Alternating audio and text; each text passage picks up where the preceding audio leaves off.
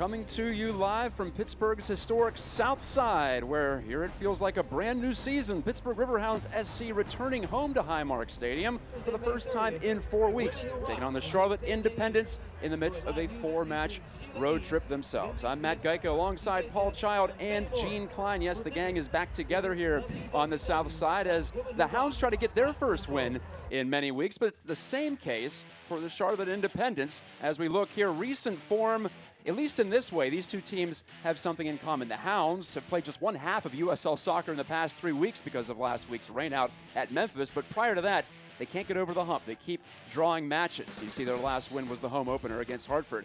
As for Charlotte, on a 5-game winless drought and 0-1-2 in their past 3, and they haven't won since April as well. So we'll see two teams very hungry for a victory here this evening in the USL Championship, and two teams trying to get into the playoff zone. On the Pittsburgh side, Gene Klein, two players have led the way when it comes to playmaking. One expected, Canardo Forbes. One maybe unexpected in the wingback, Ryan James. Yeah, it's really great to see Ryan James contribute to this attack because he possesses some great qualities. His transition abilities are terrific. He can get up and down the flank really good. He has 3 assists already, so that's terrific. He can link up with the forwards as well as the midfielders, but also he's back to protect the goal and defend very, very well. So he's been in terrific form all year. A revelation, Ryan James, the signing from Nashville. On the other side of the pitch, I mentioned Charlotte struggling here, trying to get win number 2 on the season. Paul Child, the problem's been on the defensive side. They've given up nearly 2 goals per game, and as you see there, they have not shut out an opponent yet this year. Yeah, really. I'm sure that they're really hungry to get a win for sure, and they're coming in here. And the games with the Hounds have always been really a close kind of a game, 0-0, 1-1. Not many goals scored in that. So I'm sure that the coach is all over them, trying to get them to pick things up and get some chances and create a lot of chances and try and score some goals. Well, if you believe in history and its power there, Charlotte has never lost to the Hounds. 5-0-4 against Pittsburgh. That's on the itinerary for the Hounds to try to reverse here tonight. So we look forward to 90 minutes of outstanding action here on this Memorial Day Saturday. We shall return for the opening kick from Pittsburgh after this.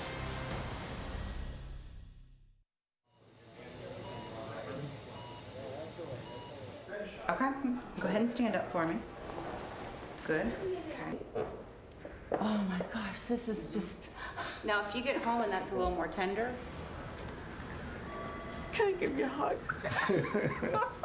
I can't believe it. I was in surgery this morning. Oh my gosh. Call 412 Doctors to schedule an appointment at Allegheny Health Network. The Riverhounds return to Highmark Stadium on Saturday, June 8th, when the Ottawa Fury FC come to town for a 7 p.m. match at Highmark Stadium. Bring the family out and take advantage of the WQED Family Zone and get 4 seats for only $40. Visit Ticketmaster.com and use code WQED at checkout. Gates open at 5:30, dollar beers until kickoff. Find out more at riverhounds.com or call 412-865-GOAL. The Pittsburgh Taco Festival returns to Highmark Stadium on Saturday, June 1st, 2019. Enjoy 30-plus taco vendors, live music by Gavis Beat, and family-friendly entertainment. The festival is broken down into 2 sessions, afternoon from noon to 3 p.m. and an evening session from 4 to 7. VIP and general admission tickets are available, so get your tickets now at pghtacofest.com. Explore a world of music on WQED. Explore sweater sessions on WQED. Explore educational opportunities. Explore science. Explore early childhood learning. Explore Nebby on WQED. Explore the power of the arts. Explore Pittsburgh Eats. Explore diversity on WQED.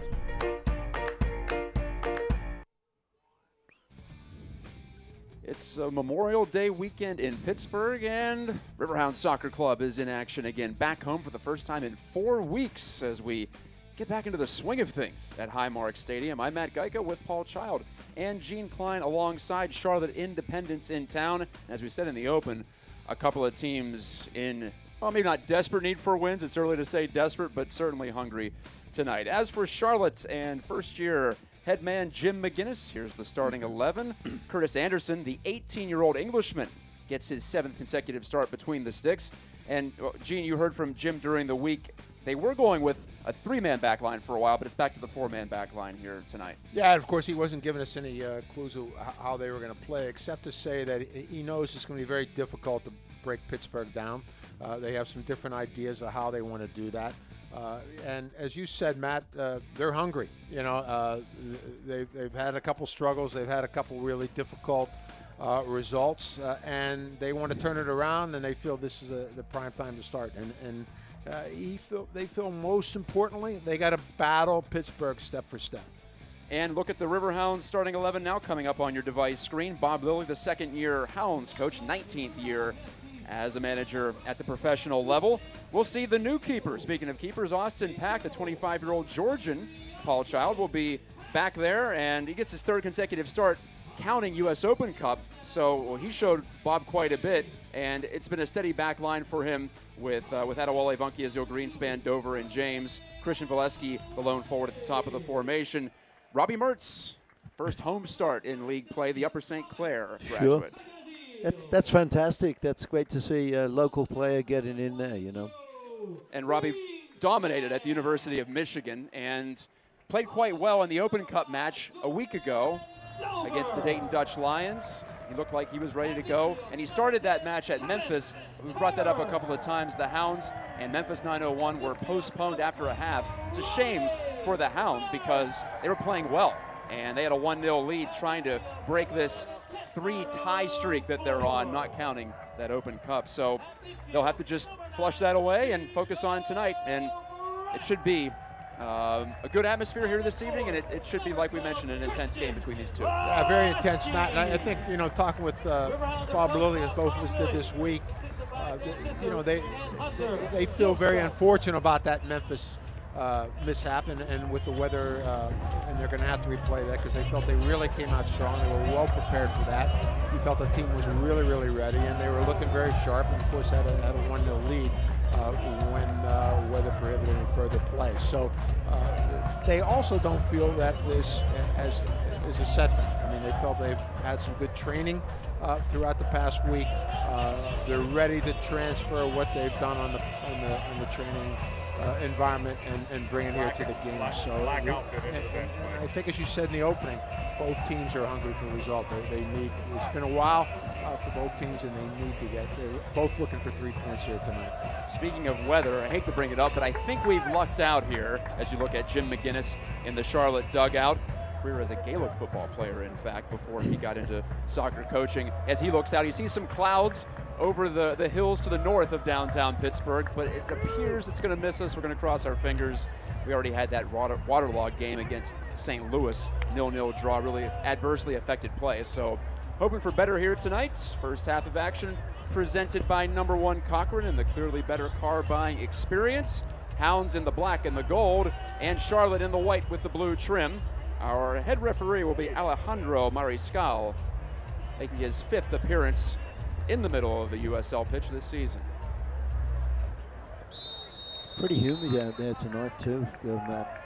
That'll have some effect on those players, I'm sure. And probably in the next, the second half, we might see a lot more subs than we think. Temperatures in the 80s the last couple of days, and yes, the humidity has kicked up to a large degree. Here's Joe Greenspan, the Navy man, ranging back to escort this ball into the possession of Austin Pack. And there is Austin Pack. Quite the story. He's been with the Hounds in terms of training. He was there in the preseason a bit. Hounds couldn't get him signed, but Lilly said that they wanted to keep after him. They like this kid. He's got a lot of attitude, a lot of quick reaction ability. Shot-stopping ability is his number 1 attribute, as Thomas Vankiazil plays the ball at his feet and looks back to Pack. Pack, graduate of UNC Charlotte. Speaking of North Carolina, of course, with Charlotte here in town, it all comes together for his first league start, we would imagine, assuming no weather-related complications. So here is Aaron Mond stepping ahead. The rangy back lays it into the corner here for Zion Jones. The 18-year-old dispossessed there by Vankiazil. We had a flash of lightning, by the way, back behind the Fort Pitt Bridge, which you see beyond the goal on your screen right now that we're looking at down to our left. Again, fingers remain crossed as Andrew Gutman will throw this one in. Gutman just made the U.S. Provisional Gold Cup roster. Yeah, that's nice.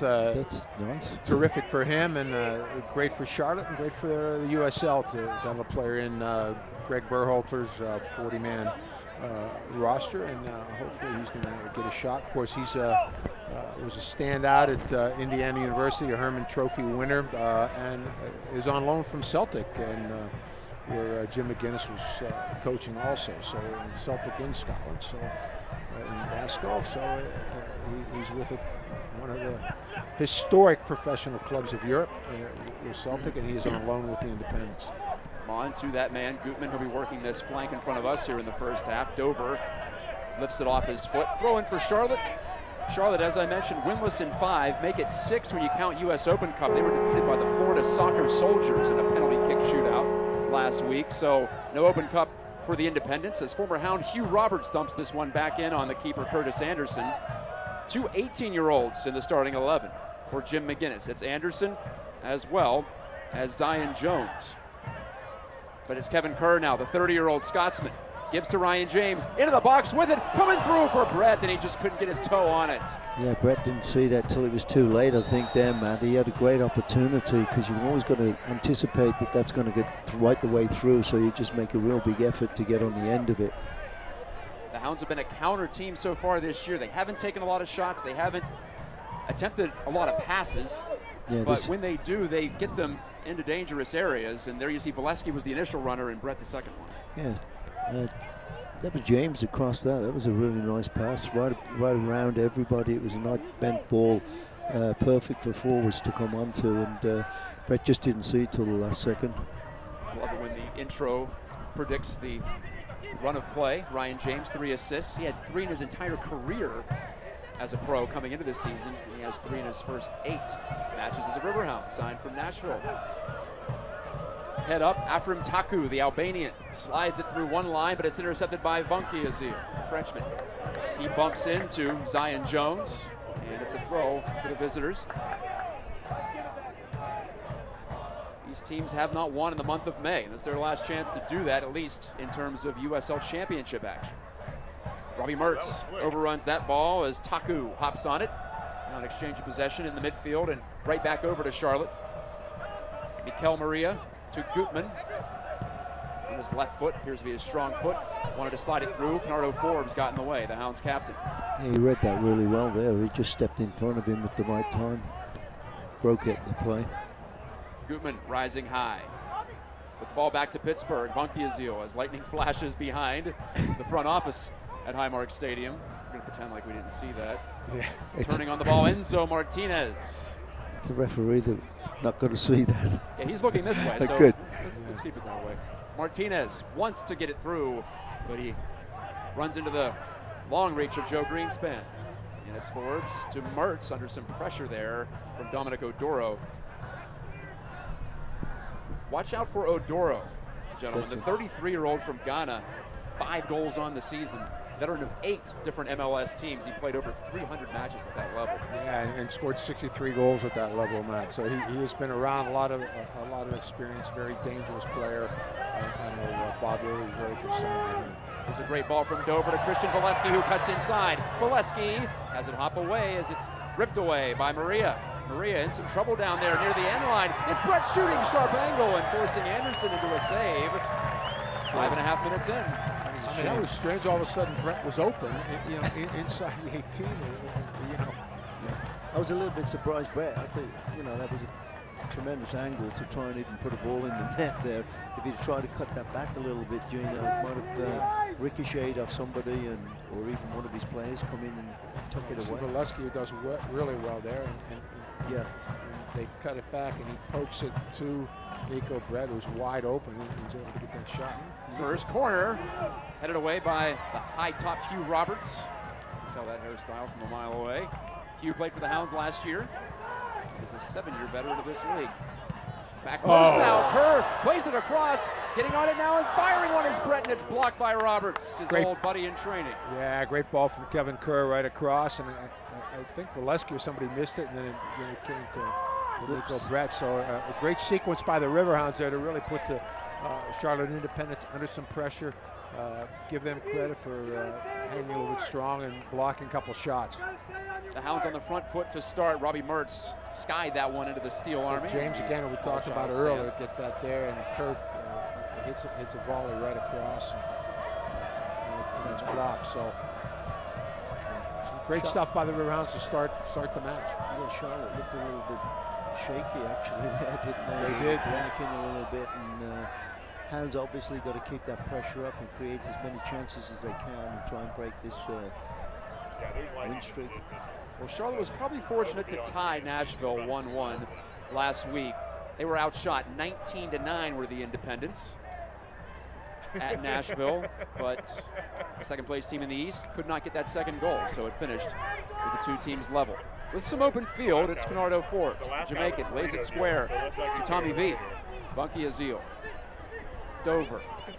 Right back through to Bunky Azil, edge of the 18. He slides it further and a step too far for Brett, who gives him an instruction, but also a clap after that slide through to Anderson. Great combination there, actually, and it was a shame Brett was kind of like the last piece of it, and it didn't work for him. He just didn't quite time that perfectly, and if he'd have got on the end, I think he would have put it away. It is Memorial Day weekend, so boat traffic is up on the Monongahela. At the far side of the stadium, boats are beating their horns and playing the Calliope behind. All part of the atmosphere here. Hey, speaking of Gold Cup, Jordan Dover made the provisional roster for Guyana, where his parents are from. He's a Canadian native, is Dover, number 5. Playing the wingback on our side of the pitch in this first half.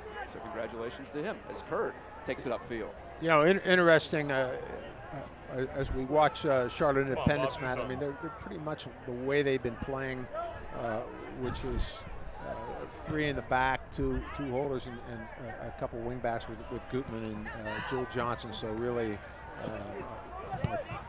5-3-2, which becomes a 3-5-2, and the Hounds have made some adjustments to match up similar to that. As we, you know, oftentimes we'll see Vonkie Azil step into that defensive role, but he's definitely at the right center back spot and allowing Jordan Dover and Ryan James to occupy the flank. So it was a great little touch. Kerr walks through, and his pass for Valesky was deflected. Just getting a touch was Goodman to foil that. Great combination there. Good, great 1-2, and then defender did really well to get a touch on that because he broke it. He was in a great spot there to put it away. Yeah. So, and again, like tactically, they're matched up pretty evenly. So it's going to be interesting to see if anyone makes any adjustments here. I think one of the things that we have seen so far with the Riverhounds is Bob Lilly is not afraid to make a number of tactical changes, both, especially with the system that they're playing. He feels very confident with the players that he can plug them into different holes. And that's what we're seeing tonight, as we saw another big strike of lightning across. It's way over across there, the over river. The other side of the hill. It's way over there. Yeah. It's up by my house. In fact, I'm going to call my wife, tell her to close the windows. As the ball hops free toward the midfield, Enzo Martinez. I don't know if that was a mishit or what, miscommunication on the free kick. So Pittsburgh dodges that one. Martinez played for the Colorado Rapids of MLS last season, but now he's back with Independence.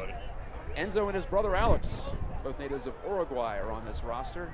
Yeah, you look at their roster, and I know that's one of the things that when I first looked at the roster and then asked Bob Lilly about it, I mean, they have a lot of experience at MLS levels and other levels, and so you know this team's going to gel eventually. And for the Riverhounds, they hope it's not tonight, and certainly for Charlotte, they feel it's time. Jim McGinnis feels it's time to get this thing started. Just the one win on the season. And I mentioned the Nashville draw. They also lost to Loudoun United at home. The expansion club did Charlotte. Hounds have not won since the home opener against Hartford. Here's a takeaway from Robbie Mertz. They give to Valesky, who handles. Softball to Kerr. Right back in for Valesky. Wow. Yeah, great little take from Robbie Mertz to play Valesky there. Yeah, Paul. I was a little bit surprised there. I thought he was going to wind up and hit one of his perfect, strikes because he had plenty of time. Too. He looks a little frustrated with himself on that I think decision. he realizes he had an opportunity. Valesky play in there, and he had all kinds of space. And even if he connects there with Valesky, he's not going to have a lot of room to do something with that. So I think, he probably wants that one back, Paul. No, I believe it did. Because he had more space than maybe he thought. I could tell that by his face afterwards, the frustration. Well, he leads the squad with 3 goals, so he's having a heck of a start to his 7th Riverhounds campaign. In fact, he's on pace to match his career high for points. It's great to see him back out here starting and getting back into the swing of things. And we always knew he's a great player and didn't get too many opportunities last year when he got that injury. That's right. That really limited him in the second half. Really did. Really sent him backwards for a while, and it does to any player that. And allowed other players to get ahead of him Exactly. in the pecking order, and it made it tough. But Bob said from the beginning he had a terrific preseason and came in very determined, which we know he's a determined pro. I mean, that's why he's there. And, exactly. He's had a great start of the season. Toby Adewale gives a shove there. Yeah, sometimes those things make you really want to come back and say, hey, I can still play, and it motivates you tremendously. Well, all Kerr has to do is look to the other side of the pitch for inspiration as well. You have players well into their 30s. Oduro with 5 goals, he's 33. On the bench, Jorge Herrera, 38 years old. Yeah, he's been around forever, it seems like. He's played for Charlotte. He has 12 goals against the Hounds in his career, by the way. Well, we were talking earlier, it's the 5th year for the Independents, Matt, correct? And talking about the old days of the Charlotte Eagles. And of course, Jorge Herrera has been one of the stalwarts for the Eagles for years and years. And it's great to see him still out there policing for the Independents. Sliding tackle by Mond. Gives the Hounds the ball in front of the Charlotte dugout. It's the one and only trip in for Charlotte this season. Pretty simple when it comes to the schedule. 1 home, 1 away for every squad in the Eastern Conference. Toby Adewale, 3rd year professional. To Forbes, the veteran. And now James cutting inward. The Hounds on their 3-game homestand back in April. There are only 3 home games to this date. Went 1-1-1. This is Brett. Valesky slides it. Kerr. He's onside is Kevin Kerr. 1 touch here. Back to James. 20 yards out. It's Forbes. Gets it right back from Kerr. Cutting in Forbes. Can he tee it up? He can't. But it's given away to Jordan Dover. He lets one go. I'll tell you, some great work by the Riverhounds. Really some terrific combination play. A couple 1-2s in some pretty tight spaces, able to get some stuff off. And even their build-up, Paul, was really good. I thought starting here with the back. I was thinking the whole same thing you were, Gino, there, because they just they kept possession there for about 6, 7, 8 touches, and everything was building up to this final effort of finishing up with a shot, and it a little bit unfortunate didn't get it on target. But, I mean, the build-up was terrific, but then oftentimes, you see it break down in that attack third, and no, they were looking to combine, and they had guys moving. So confidence, Gino. Impressive start so far. Yeah, very good. It's the best the Hounds have looked on the attack all year. I don't think there's any arguing that right now. They have scored earlier in games, but this is very consistent, very promising stuff if you're a Hounds fan. I'm Matt Geika. Gene Klein and Paul Chowder with us. The gang is all together for the first time this season. Paul's back from his globetrottings, so we're happy to have him in humble old Pittsburgh, PA, once again. Yes, nowhere like Pittsburgh. We agree with that. Taking it, Forbes. Run over from behind by Afram Taku. And yes, there will be a call. I thought Forbes was protesting the lack of a whistle. He's protesting the lack of a card, maybe. Taku just kept going. Kenny Forbes, 30-year-old from Jamaica, 2nd Hound season, leads this team with 15 chances created. A bump and then a trip. Yeah. He was lucky he didn't tread on his hand as he went past him. First foul against Charlotte. As Kerr will handle this one with the man on his back. Nice great job. stuff from Robbie Mertz and Kevin Kerr. Kerr back post, but nobody's home there. Receiving it, Joel Johnson in open space for Charlotte. Kind of strange for Kerr there, because he's usually very aware of who's in the box and whatever. A little bit strange for him to hit him that long. I thought he was going to really hit that hard and low at the near post. Gutman. Charlotte tries to go with the counterattack here. Enzo Martinez mishits it. But you know, his Kevin Kerr's movement has been really good. He's been all over this attack half of the pitch right now, Paul. I mean, I think he's confident. He knows he has Mertz and Canardo Forbes sitting behind him, and obviously Bob has told him, you know, do what he does best, which is to find those pockets of space. Yeah, I'm seeing that already, and I haven't seen him this season. This is the first time, so it's great to see him back in there doing those kind of things. And he's got two good players next to him, Gino. They're going to be helping him. I think Bob's found some players that will do the work that saves Kerr a little bit, because we know he never stops working and can tire out because he's getting up there a little bit. But this will really help him out, I'm sure. Yeah, as we see him really now drop deep to get that, and he pushes Robbie Mertz a little bit higher for that. And so the Hounds are really confident with their possession right now as they move the ball. No, they look and I think also Kerr can sit back a little bit because Valesky and Nico Brett are going to do all the pressure. Sure. And he can sit back and read that. So in the meantime, I think Charlotte trying to solve this a little bit. You know, they're kind of content to sit back a little bit wobbly, actually. Yeah. They kind of like hesitations and not really sure of themselves at the moment, but that's what you want to do to a team when you're playing at home. Possession on the Hounds side. And Valesky starting at the top, too. He's the hot hand right now, if you will, for Bob Lilly. He scored at Memphis. The goal was wiped out because of the rule change in the offseason, and the Hounds and Memphis will have to replay that. But Valesky scored on a brilliant cross from Jordan Dover in the first half last Saturday before the Storms came. So Dos Santos on the bench, Steven Dos Santos. Both he and Valesky, I figured we'd see a lot of both this season, and maybe a tandem type situation right now. It's Valesky's turn. And Hounds have 3 games this week too, Matt. So they have to think of that. And you know, as you said, Valesky a little bit of a hot hand from the Memphis game. Zion Jones. Donkey Azil nearly bumped into him a little too hard in the box, but then Jones lost it on his own volition. So no harm, no foul. Bunky Azil maybe remembering a couple of weeks ago at Charleston, Pittsburgh was up 2-0, and he conceded a penalty kick and led to the comeback for the Battery.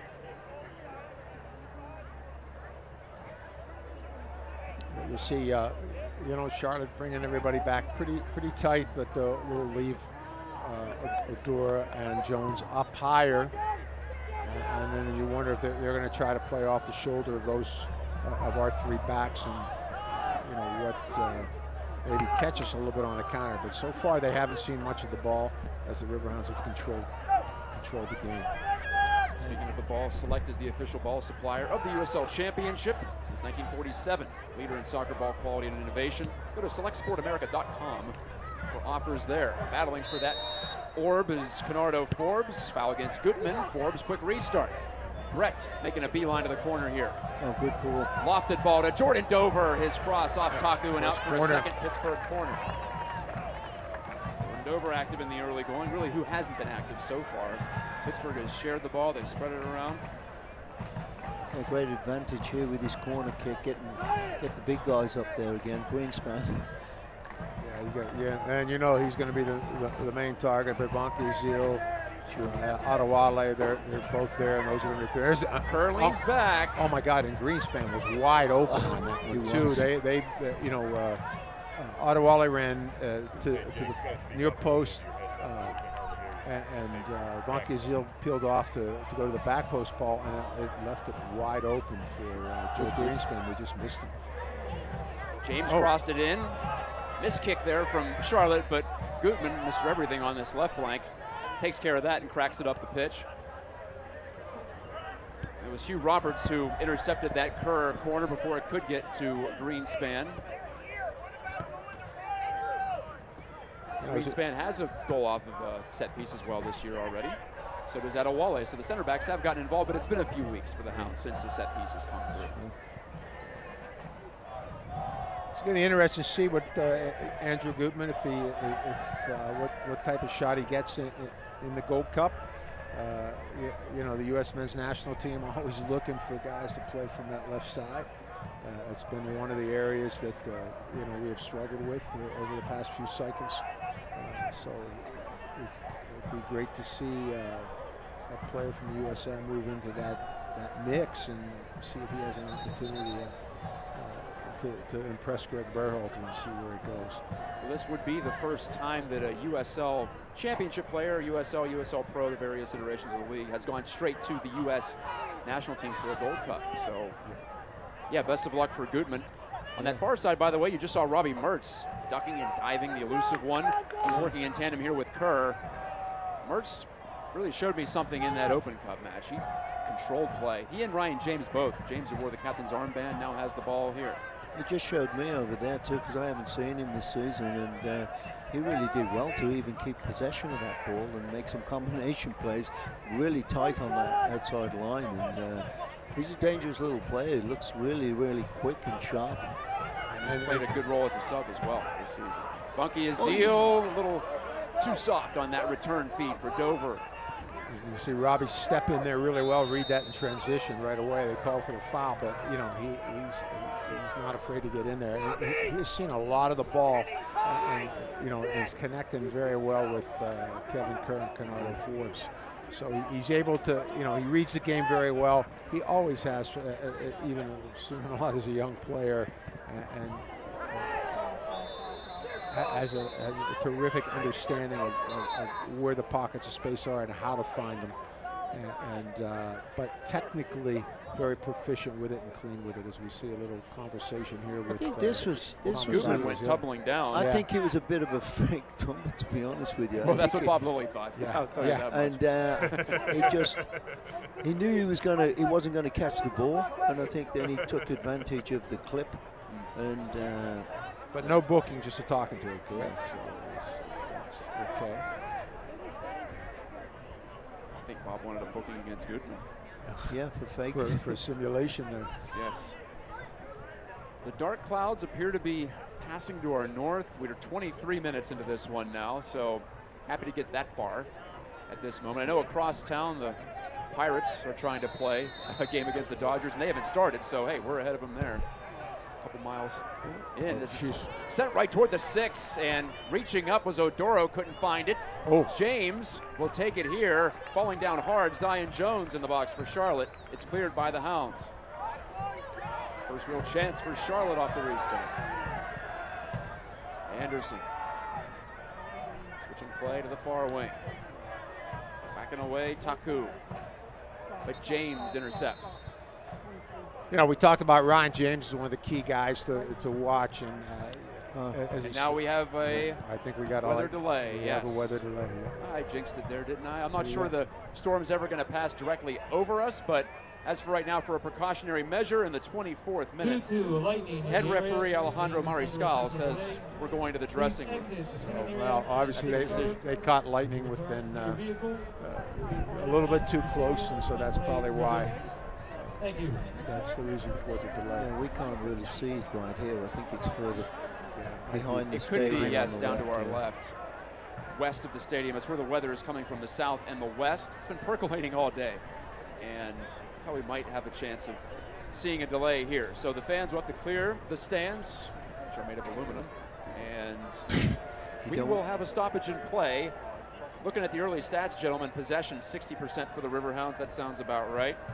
And, well, attack so far as well. 3 shots, all of them on the Hounds side of it. So what we're going to do right now is take a delay ourselves on the ESPN Plus broadcast. We apologize for that, but nothing we can do. We hope to make this one a quick delay and move on to further play in the first half and conclude this one as well in Pittsburgh. 0-0 Pittsburgh and Charlotte. Back soon.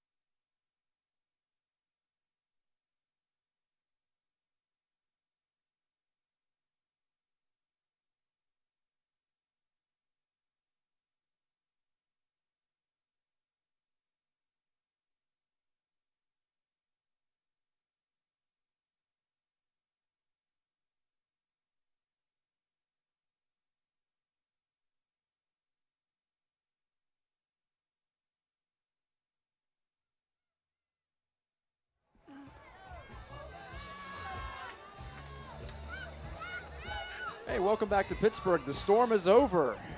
We were the riders on the storm for a while. To quote, one of the many songs. There's a rain playlist here at Highmark Stadium. I should explain that Chris DeVivo runs through every time we have a rain delay, which unfortunately happens more often than we would like. At any rate, I'm Matt Geica with Gene Klein and Paul Child. We're 25 minutes into Pittsburgh Riverhounds against Charlotte Independence in USL Championship action. But of course, if you clicked on the broadcast, you knew that already. There you see the scene. It looks like a pleasant summer evening, which it is. Right now. Early summer, late spring. Yeah, it wasn't about 30 minutes ago. It was dark, but I think we got bailed out a little bit. We didn't get the brunt of it. Much of the storm, the heaviest rain and some hail actually fell north of downtown here. A lot of people came back in though, that too. It's great to see the fans were still here and waiting to see what was a real good game for the first 20-odd minutes. Yeah, right, if you're a Hounds fan. 60% possession, 78% pass completion. Gene, they looked really sharp. They look really sharp, and they could. I'm sure they're not happy with that. That little interruption there, where Charlotte, on the other hand, said thank you very much, and gives us a chance to really maybe make a couple adjustments, and we'll see if they do anything with personnel or tactically or whatever. But certainly, Charlotte's going to have to find a way to break up that rhythm and tempo that the Riverhounds have established for that first 20-some minutes. There was Nico Brett hunting a loose ball in the Charlotte 18, and a quick foul call there. Mertz blast through Oduro. I think it might have been Ottawale. Yeah, Ottawale. Oh, sorry. Yeah, I thought that would have been a lot of damage for Robbie Mertz to do to Oduro. So Mertz grew a lot. I guess so. Gained some height and strength. So we're 0-0. Hounds had all 4 shots as well in the opening 25 minutes. The delay ends up being right around an hour and 10 minutes. Yeah, and the Hounds had a couple good opportunities with those particular shots, and so again, are they going to be able to pick up where they left off? Always tough, Paul, in those situations. You can, there's a lot of ways to look at it. And, you kind of got to relax a little bit, but the biggest thing is to get it back mentally. Yeah, straight away if you can. I mean, obviously create some chances right off the bat here again, Gino, and bring that momentum back, because the Hounds had some real good momentum there and it looked dangerous a few times. Joel Johnson, second year with Charlotte. Had some experience, played 1 game in La Liga for Valencia. That's the youth system he came up in. Okay. Some injuries forced him in there, and you can always say that. Much like Cameron Lancaster for last year with Louisville, Nashville. Now he could always say he played 1 match for Tottenham in the Premier League. This is out off the foot of Nico Brett. It's a bit slick. Yeah, a little bit slippery. Yeah. Yeah, for sure. And this is the new turf as well, and maybe that's why it's a little bit different. They've got to get used to it again, especially with that rain. It came down pretty good. But right now it's kind of expected. They only had about 10 minutes really to get out there and try to get some touches and get their bodies back into it physically. So it's a little bit choppy right now, and nobody's really able to string anything together. It's going to take them a few minutes, I'm sure, to get their get their rhythm feet, back, get their rhythm, get their spacing and timing back again. You know what though, Gino? When I was a player, I used to love this weather when it was slick like this. Interesting. I know defenders can slide long distances too, so I guess it goes both ways. You were an attacking player. Yeah. But just look, see, he takes a little hesitate. Obviously, the goalkeeper, if you're forward and you put them under pressure when the ball's knocked back to them in this kind of weather, or this kind of surface right now. I'm sure it's draining slowly, but it's a new surface, so that helps too. And we saw a waterlogged match against St. Louis last month that didn't appear to adversely affect the condition of the turf. No, it did not, man. I mean, the turf handled it pretty well, and I'm sure it's still draining a little bit, so it'll be slick here for a few minutes. But, and again, the players are adapting to it, so they'll be fine. It appears the rain has completely stopped, or if it hasn't, it's a very light mist or drizzle as Valesky tries to chase here into the midfield for Pittsburgh. Enzo Martinez upended, and a card's going to come out. Yeah, I think Greenspan's going to get booked on this one. Yep. Joe Greenspan gamely helps up his opponent, but Joe's in the book in the 28th minute. That's Joe's third yellow of the season. Yeah, it's a little bit obvious right in front of the referee too. So, and you're going to see a replay of it, so we'll see it. Well, as I mentioned earlier, like you're coming off that delay and your timing's a little bit off a little bit, and his timing stepping in just a little bit late and end up clipping Martinez. Enzo Martinez only had 1 or 2 touches in a dangerous spot of the field in the first portion of this match. Here he is again, slotting one through. Johnson on the run. He's not going to get there. Flag goes up from the assistant referee. It's a goal kick for the Riverhounds. Just couldn't catch that one, but. Reminder that you can tune into ESPN News Wednesday, June 5th. That's next week, 7 p.m. Wednesday night soccer. OKC Energy travels to Albuquerque to face current Western Conference leaders, New Mexico United, the expansion team, off to a hot start. It's the week's best match on Wednesday night soccer, June 5th, 7 local. It'll be, 10 o'clock Eastern time if you're in the Pittsburgh area, or Charlotte for that matter. Valesky takes the tap down from Brett. Valesky wanted to back heel it for Mertz. Mertz slides through, got a foot on an attempted clear, but it's a goal kick now for the visitors. That's about the 3rd or 4th time I've seen Robbie Mertz step into that lane, step into that channel and really shut some people down really hard. And, again, young man, a rookie, local product here from Pittsburgh, and played for the Century Club and Century United, Upper St. Clair High School, Michigan, and he is still has a lot of game sense and knows when he needs to go hard, and not intimidated by his surroundings at all. No, not at all. He looks really confident and strong. Hugh Roberts whistled for the foul just inside the touchline. The former Hound made it a point to go over to the Steel Army and slap hands with some of the Hounds' most ardent supporters before this match started. Hugh was a favorite here. Hugh scored in the playoff game against Bethlehem. Gave the Hounds a brief lead in extra time, in fact. Scored a couple key goals off. And there's that touch there. That's where it skipped up the ground, and you can't get the kind of touch. Dodgy touch. James swoops in. Valesky, nice little pullback. Valesky off his back foot, back heel, and launched it.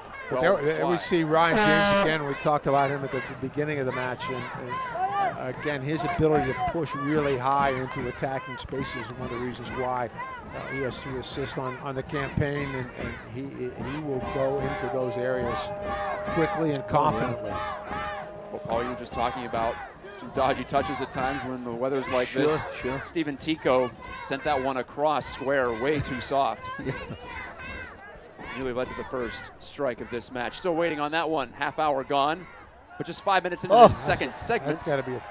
Valesky pulled to the ground, but referee rules, yes, he does eventually. He was waiting to give advantage if the Hounds ended up with the ball. Yeah, exactly. Not impressed with that. I mean, he liked it.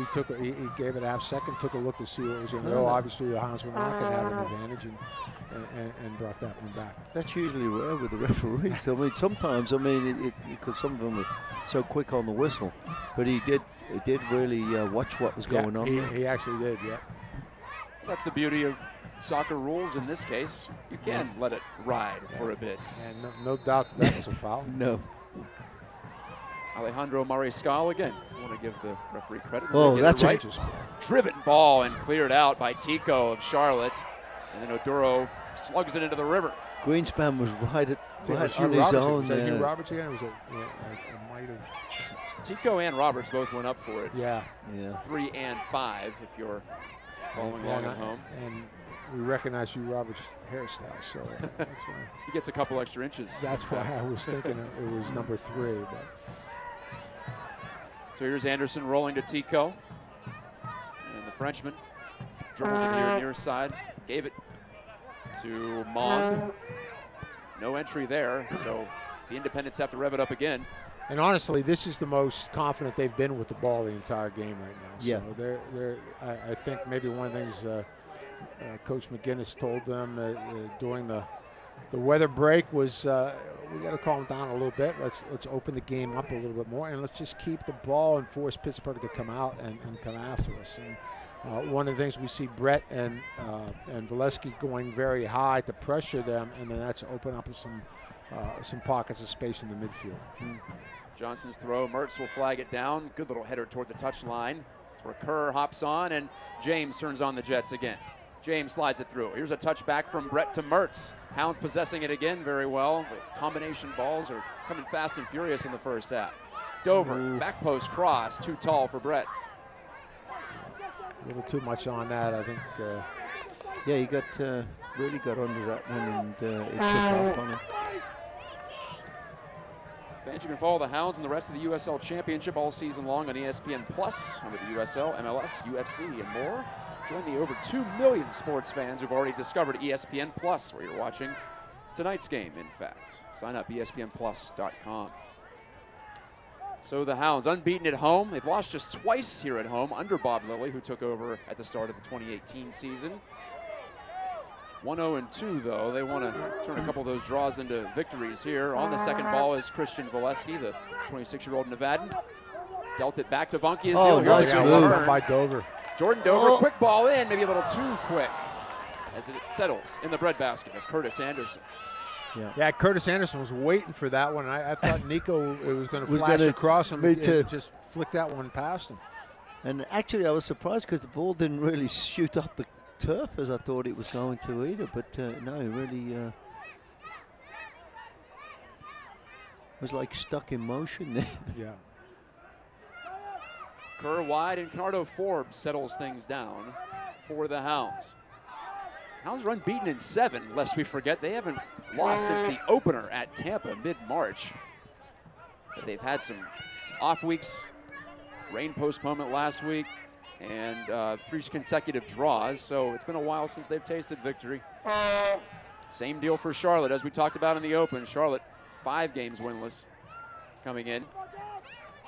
You know, I think one of the things that's for me has been interesting so far where we are tactically is we see Ryan James and Jordan Dover pushing them very, very high, well, he's not going to. James might get there. It's going to settle into the corner. James there, mishandled initially, and then played it off the foot of an Independence player. Throw in. He can move. He can move, and they're getting up there and they're getting into the attack, and as a result. Gutman and Johnson for Charlotte have really been pinned back a little bit, and they have not been able to provide much support at all in the attack because they've had to deal with Dover and Ryan James. So, you know, I think for Charlotte, they're going to have to get a player like, for example, of Gutman's quality. You got to get him into the attack and get him a little bit higher where he can connect. Greenspan fell down. And is that a handball? And that will be the second yellow and a subsequent red card. Oh my.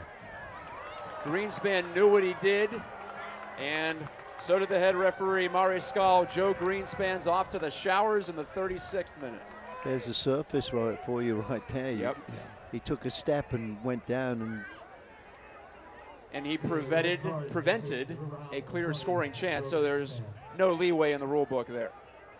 No. It's a yellow. It was a professional foul, this was. Yeah. If he didn't have a yellow already, it would have been just fine.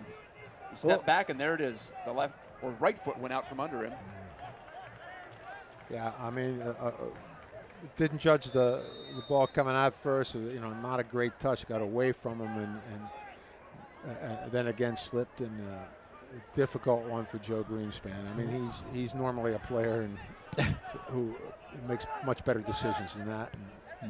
But he prevented a breakaway. Oh, yeah, definitely. It would have been one-on-one with the keeper, and, you know, 9 times out of 10 would have been in the back of the net. So looking at an 80-yarder is Enzo Martinez. Is fouled there by Adewale.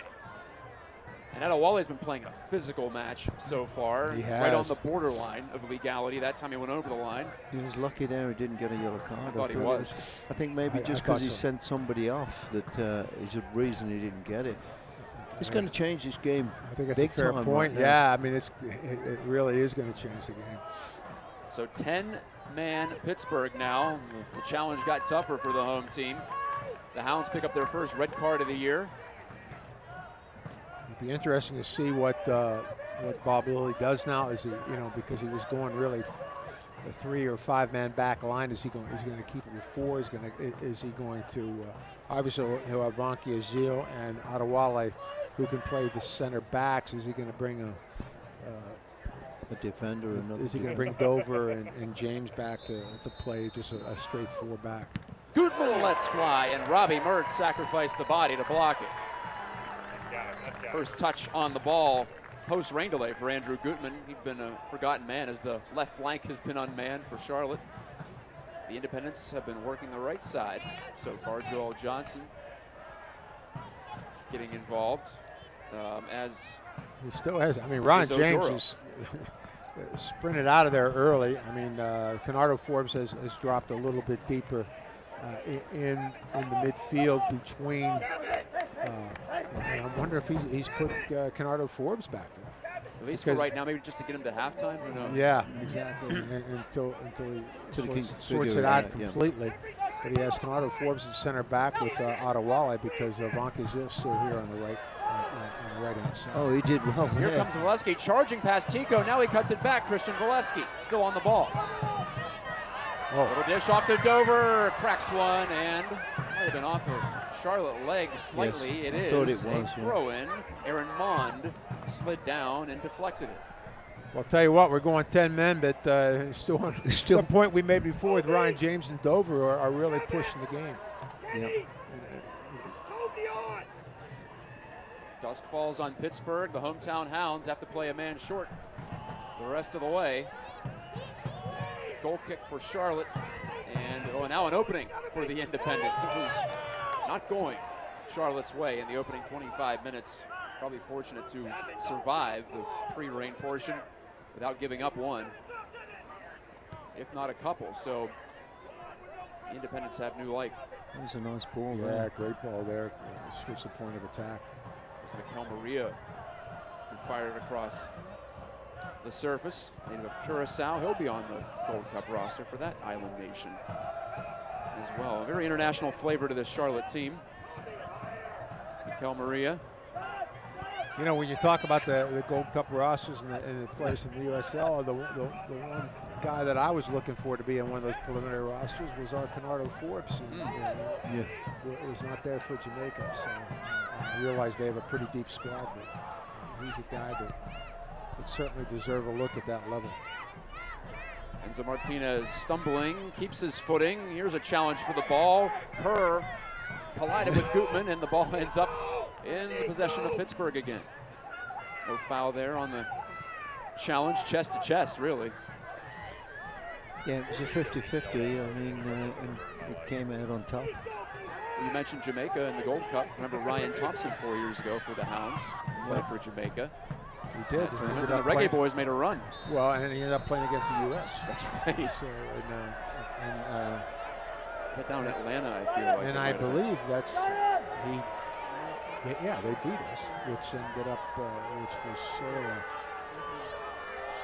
the beginning of the demise of the Jurgen Klinsmann era.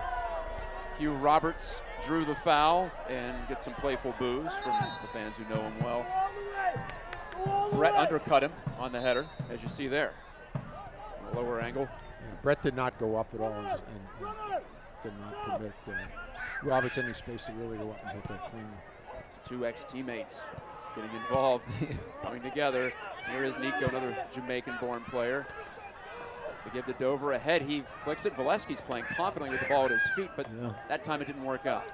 And the Riverhounds are playing confidently. They have not dropped off because they have 10 guys. I mean, they're still putting a lot of pedal pressure to the metal here and putting Charlotte under some pressure.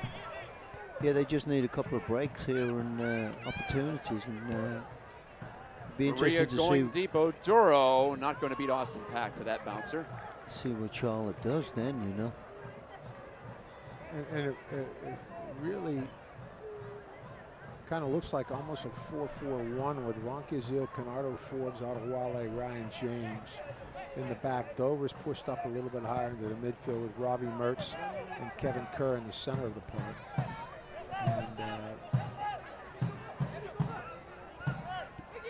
And Nico, Brett has dropped deep at times defensively. You can see he's up here high, so they haven't changed a whole lot. Like Nico's dropping back defensively. Valesky's staying up a little bit higher. But it's still, it's, you know, I see Kevin Kerr calling Nico back a little bit to connect with Robbie Mertz. Figuring it out on the fly. That's how it goes in these situations. If you missed it a few moments ago, Joe Greenspan picking up 2 yellow cards in the span of 8 minutes. Mertz tumbles down, no call. Gutman, Martinez going near side. Zion Jones gave it away. Mertz thought he was obstructed, no doubt, and tripped. This time the whistle stays silent. 4 minutes left in the regulation portion of the first half. I can't imagine we'll see too much added time. Not much in terms of delays, no injuries.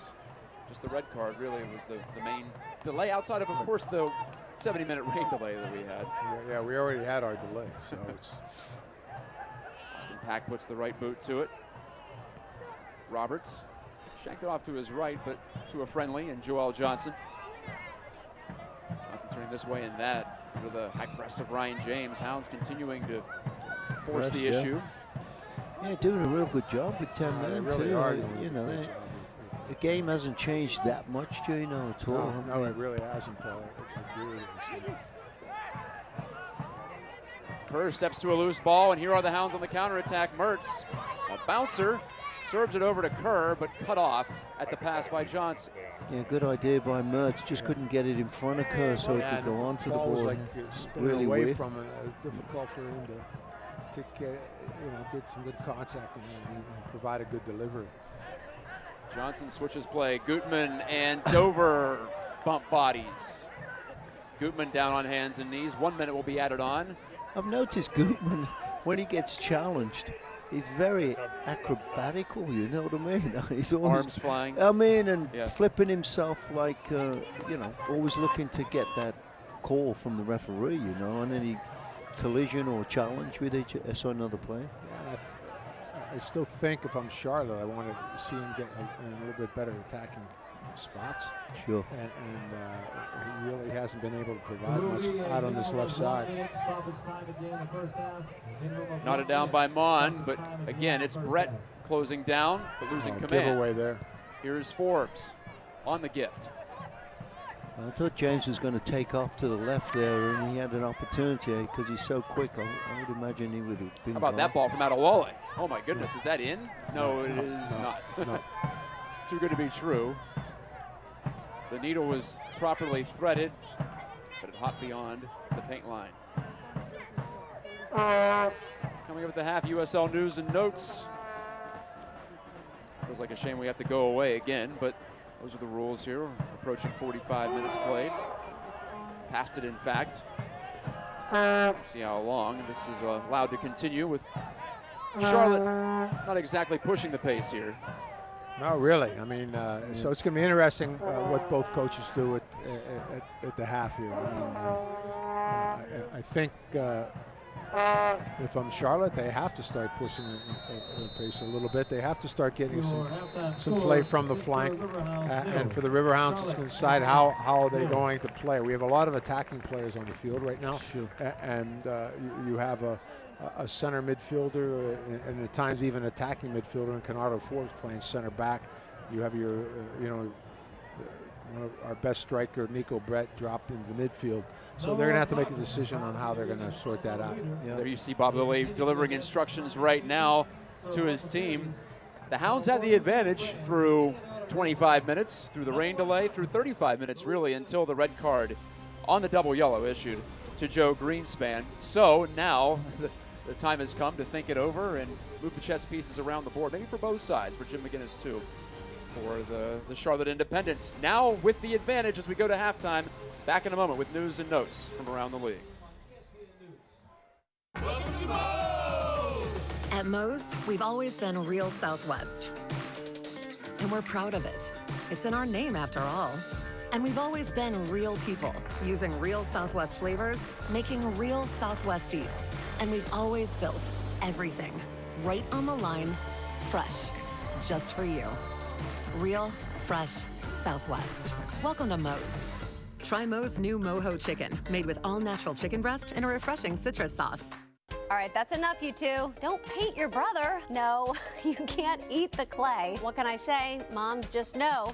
I'm Christine Sorensen, and as a mom, I know parents know a lot. But for the few things we don't know, there's Kidsburg, your go-to resource for all the great things in our area for kids and families. Everything from kid-friendly events, creative learning, and help for parents. It's every Wednesday on KDKA TV, emailed to your inbox and online at kidsburg.org. Okay, we hear you. Due to popular demand, #1 Cochran Nissan's 3-store supergroup just added store number 4. Introducing #1 Cochran Nissan Cranberry and grand opening offers at all 4 stores. Lease the all-new Altima from just $209 a month or 0 APR for 3 years plus $2,000 customer cash and $1,000 extra for trades at #1 Cochran Nissan now. Beach Bar Rum and Santo present Sammy Hagar's Full Circle Jam Tour. An all-new road trip, June 5th, Highmark Stadium. Special guest, Night Rangers. Sammy Hagar and the Circle with songs from their new album, Space Between. Reserve seats on sale now at Ticketmaster.com. Sammy Hagar and the Circle, Full Circle Jam Tour. Produced by Trusky Entertainment.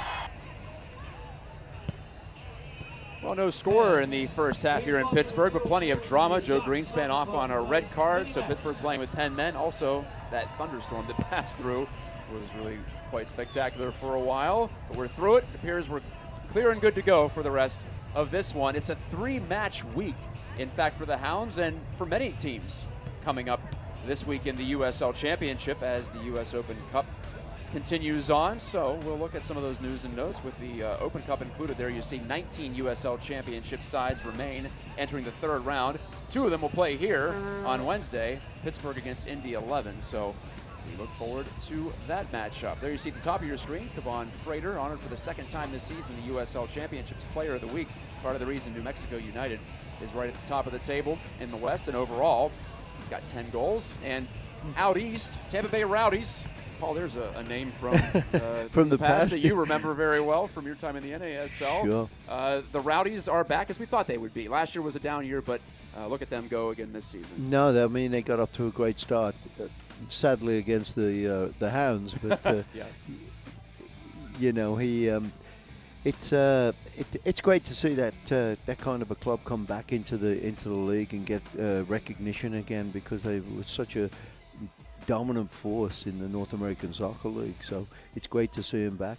Yeah, fun to see that name in those uniforms. Let's go and look at the Game of the Week schedule, why don't we? While we have the opportunity here at the half. And as I mentioned in the first half, with one of our live reads, New Mexico United first place taking on OKC Energy. That's our next Game of the Week. ESPN3 will get involved as well. Reno and Phoenix, San Antonio and El Paso, Sacramento and Fresno. So we'll see 8 total Western Conference teams. And Gene, the way this league is, it's almost like 2 separate leagues because we don't see the West. So this is our chance to catch up and do some scouting for, I guess, the USL Cup final. It really is. I mean, that's a great opportunity for us. Of course, we can, you know, we don't, there's not much overlap, and you're not going to see those until playoff time. So, and it appears that there are, like New Mexico United, as you mentioned, and are really tearing it up. And it'll be fun to watch them on June the 5th. Phoenix Rising, of course, was the Western Conference representative in the USL Cup final last year, dropping a decision to Louisville. There you see it. It's suddenly nighttime in Pittsburgh. There's still plenty to go here in terms of action. For right now, though, enjoy this from the USL Championship.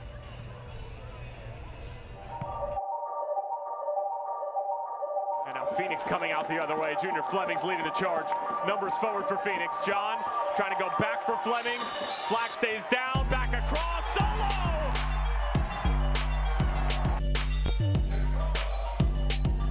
We're underway right off the bat. Here's Justin Dillon moving up the middle. He's going to push that ball wide toward Gonzalez. Gonzalez, a first touch cross back inside for Dillon, and a goal!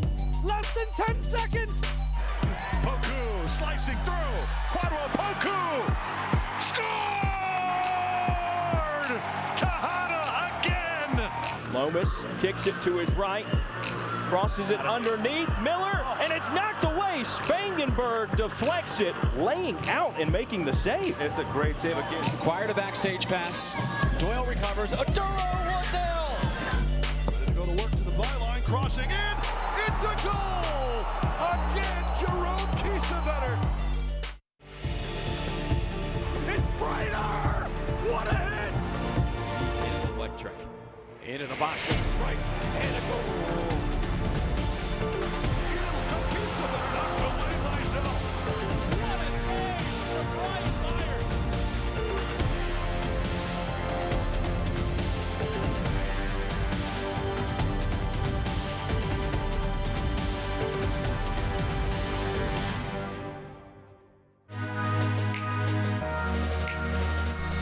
Dangerous player, perhaps in USL League One. Pepe curls! Ricardo Pepe, brilliance!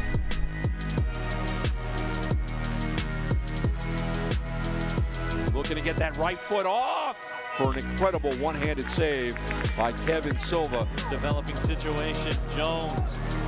Jones on the move, Jones with a shot! Rips it off the right post. Another opportunity, and the strike is true.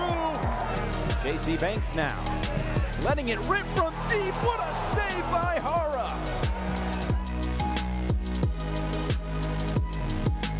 Team, Cablante, back of the net. 42nd minute. Bowen the second go, falls through, saved by Fitzgerald. Oh, what a stop.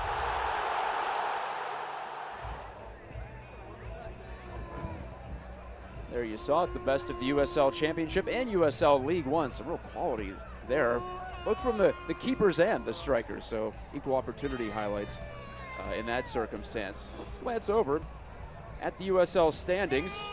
By the way, these standings are as of, say, 7 o'clock this evening. So we're going to have some finals and some results to deliver for you in just a moment. There are the Rowdies, Nashville right there next to them. Nashville probably should have had a win here a month ago before the Hounds got 2 in the final 5 minutes to pull out a point there. Red Bulls 2 keeps on ticking, and North Carolina FC rounds out the top 4. Remember, though, this year the top 10 make the postseason. Top 6 get a bye through that qualifying round at the start. So 7 will play 10 and 8 will play 9 in the opening weekend of the USL Cup playoffs. Expanded league, expanded playoff field, and well, Gina gives more opportunity in some ways, but it doesn't really improve your percentages of making the playoffs that much because of all the expansion teams. No, it really doesn't. You know, and it's going to be what we see is you look at the bottom part of the table, and there are a lot of teams that you know are not going to stay there. Mm-hmm. There's some quality there. I mean, Charlotte Independence is one of them. I mean, it's taken them some time maybe to gel under a new coach, but and of course the Riverhounds have like 3 games in hand, but they're not in that top 10 either. And I think everybody here in Pittsburgh fully expects them to be there. So it's going to be very, very competitive all the way through to the end. Right, as you mentioned, the Hounds just 8 matches, not counting this one, of course. So a chance there to make up some ground. Let's look around the rest of the league tonight. And because of our delay, we can give you some full-time finals. Hartford Athletic picks up another point. They got a point against, in fact, these very same Charlotte Independence here in town tonight. That was Hartford's first point. They get another here. Hartford's still in last place, but in its first season in the league. Atlanta United, maybe about ready to upset the Battery there. Charleston always difficult. And Tampa and Swope Park tied 0-0. So, and Nashville tied with Indy 11. Indy 11 will be here Wednesday on the Open Cup. And Nashville, that's a good point for Indy, too. Right, and Nashville already won once this week on Wednesday against Birmingham in the game of the week. All right, buses, trucks, cars going across the bridge. Maybe they'll have time to stop by and catch some second half action here at Highmark Stadium. Back in a moment for that. The Pittsburgh Taco Festival returns to Highmark Stadium on Saturday, June 1st, 2019. Enjoy 30-plus taco vendors, live music by Gavis Beat, and family-friendly entertainment. The festival is broken down into 2 sessions, afternoon from noon to 3 p.m. and an evening session from 4 to 7. VIP and general admission tickets are available, so get your tickets now at pghtacofest.com. Beach Bar Rum and Santo present Sammy Hagar's Full Circle Jam Tour. An all-new road trip, June 5th, Highmark Stadium. Special guest, Night Ranger. Sammy Hagar and the Circle with songs from their new album, Space Between. Reserve seats on sale now at Ticketmaster.com. Sammy Hagar and the Circle, Full Circle Jam Tour. Produced by Trusky Entertainment. The Riverhounds return to Highmark Stadium on Saturday, June 8th, when the Ottawa Fury FC come to town for a 7 p.m. match at Highmark Stadium. Bring the family out and take advantage of the WQED Family Zone and get 4 seats for only $40. Visit Ticketmaster.com and use code WQED at checkout. Gates open at 5:30, dollar beers until kickoff. Find out more at riverhounds.com or call 412-865-GOAL. Pleasant Valley Golf Club, nestled in the Laurel Highlands of southwestern Pennsylvania, is now open to the public. Enjoy 18 holes of championship golf with a new island green and fully stocked pro shop. Our clubhouse features a large ballroom for weddings or private parties, 2 restaurants serving delicious food, a sports bar, 2 state-of-the-art golf simulators, and an outdoor patio with gas fire pit and picturesque view. Pleasant Valley Golf Club, now open to the public. Ready for the second half? We're getting there from Pittsburgh. 0-0, 10-man Pittsburgh. Facing an uphill challenge here against Charlotte, maybe emboldened by the fact that they'll have the manpower advantage, presumably, for the rest of the match. We had a rain delay mixed in, but here are your first half highlights. We won't show you any of the raindrops falling, or not many of them.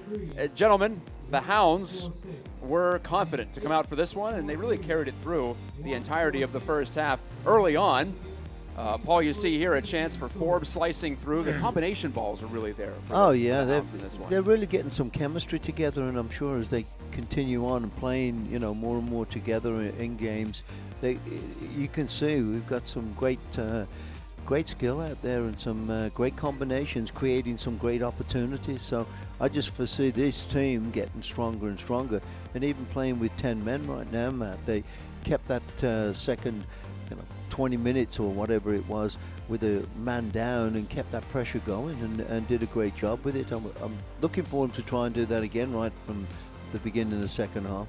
Well, there you saw the first yellow card. Didn't seem to be that big of a deal, but after Greenspan slipped right at the center circle on the wet pitch, he committed the handball, prevented the scoring chance, and there was no choice for referee Mari Skal. It had to be a second yellow and a red. But the Hounds kept the pedal down. Here's Christian Valesky turning and giving to Dover, who misfired there. Yeah, the Hounds still had the majority of the shots and the majority of the chances. 6-1, in fact, were the shots in the first half. Yeah, so definitely keeping it hard out there, even with a man down. Hopefully they can. I think they need to get a goal really soon, and if they could do that, that would really help them along.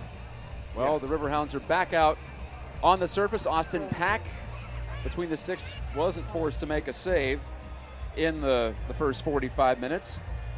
Pack, quite the story, just signed a couple of weeks ago, and with Ben Lundgaard still on his way back from back injury, some sort of a soft tissue thing for Ben, so it's been down to Pack, who's taken the reins here. Kyle Morton played the 4 out of the first 8 for the Hounds, and now it's Pack's goal, so we'll see where he goes with that. We can take a look at the schedule coming up, by the way, as we await the arrival of Charlotte Independence back on the surface. The Hounds will now play 10 of 14 at home, counting U.S. Open Cup, and there you see against Indy 11, and then at Indy 11, it's Indy Week coming up. Yeah. Home and home. Maybe a throwback to leagues previous for the Hounds. And then Ottawa Fury back here at Highmark Stadium in 2 weeks' time. So a chance now, after Pittsburgh got through some difficult travel at the very start, 4 straight on the road, and just intermittent action. It's been difficult, I'm sure, for them to keep their sharpness, as they've barely played over the last 3 weeks. Yeah, and you would think that, but they came out very strong, as we said at the beginning, Matt. And but a tough stretch of 5 games here for them. It's gonna mean a lot for where things go in the second half of the season. Yeah, the standings. And Charlotte in the midst of a 4-game trip. This is the second of 4 away from home, not counting that home match against the Soccer Soldiers of Florida in the U.S. Open Cup. Well, there you see Ottawa again. playoff team as it is right now, the Fury. They'll be the next opponent for Charlotte, then all the way out to Kansas City and Swope Park, so long trips ahead for the Independents. This 8-hour jaunt to Pittsburgh is going to feel short after Ottawa and Swope Park, and another difficult assignment at Louisville before the end of June. So it's not going to get much easier.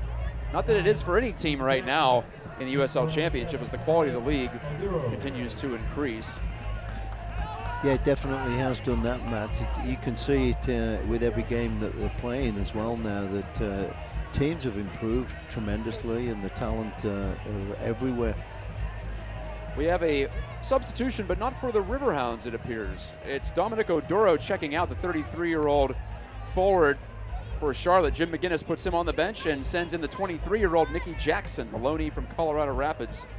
This is the 5th appearance for Jackson, native of Mississippi.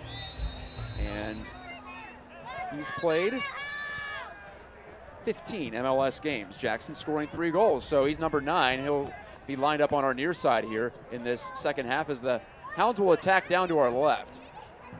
Pittsburgh in the black and gold, Charlotte in the predominantly white kits. I'm Matt Geica, Paul Child, and Gene Klein are flanking me here in the press box at Highmark Stadium. Must have some technical difficulties with the scoreboard because we're at 4 seconds. It's stuck on it. Oh, yeah. So we'll go off of our clock here on the screen that you're looking at. So Jackson in. Here are the Hounds attacking down a man, and across from Dover is intercepted easily by Afrim Taku. It's not placed quite in the right spot. Foul against Pittsburgh, and Canardo Forbes, who's lying rather deep here to start this second half. Virginia, you talked about Forbes playing essentially a back position after Greenspan was ejected, and there he is, right in the middle. Yeah, it almost looks like Bob is staying with that 5-man back line, and all he has done differently is drop Canardo in for where Greenspan is, with you still have Ryan James and Jordan Dover connecting with Toby Adewale and Thomas Vakiazil, and Canardo in to sort of steer the ship a little bit with the ball, initiate the attacks from the center. Yeah. Mertz and Kevin Kerr are in the center mid.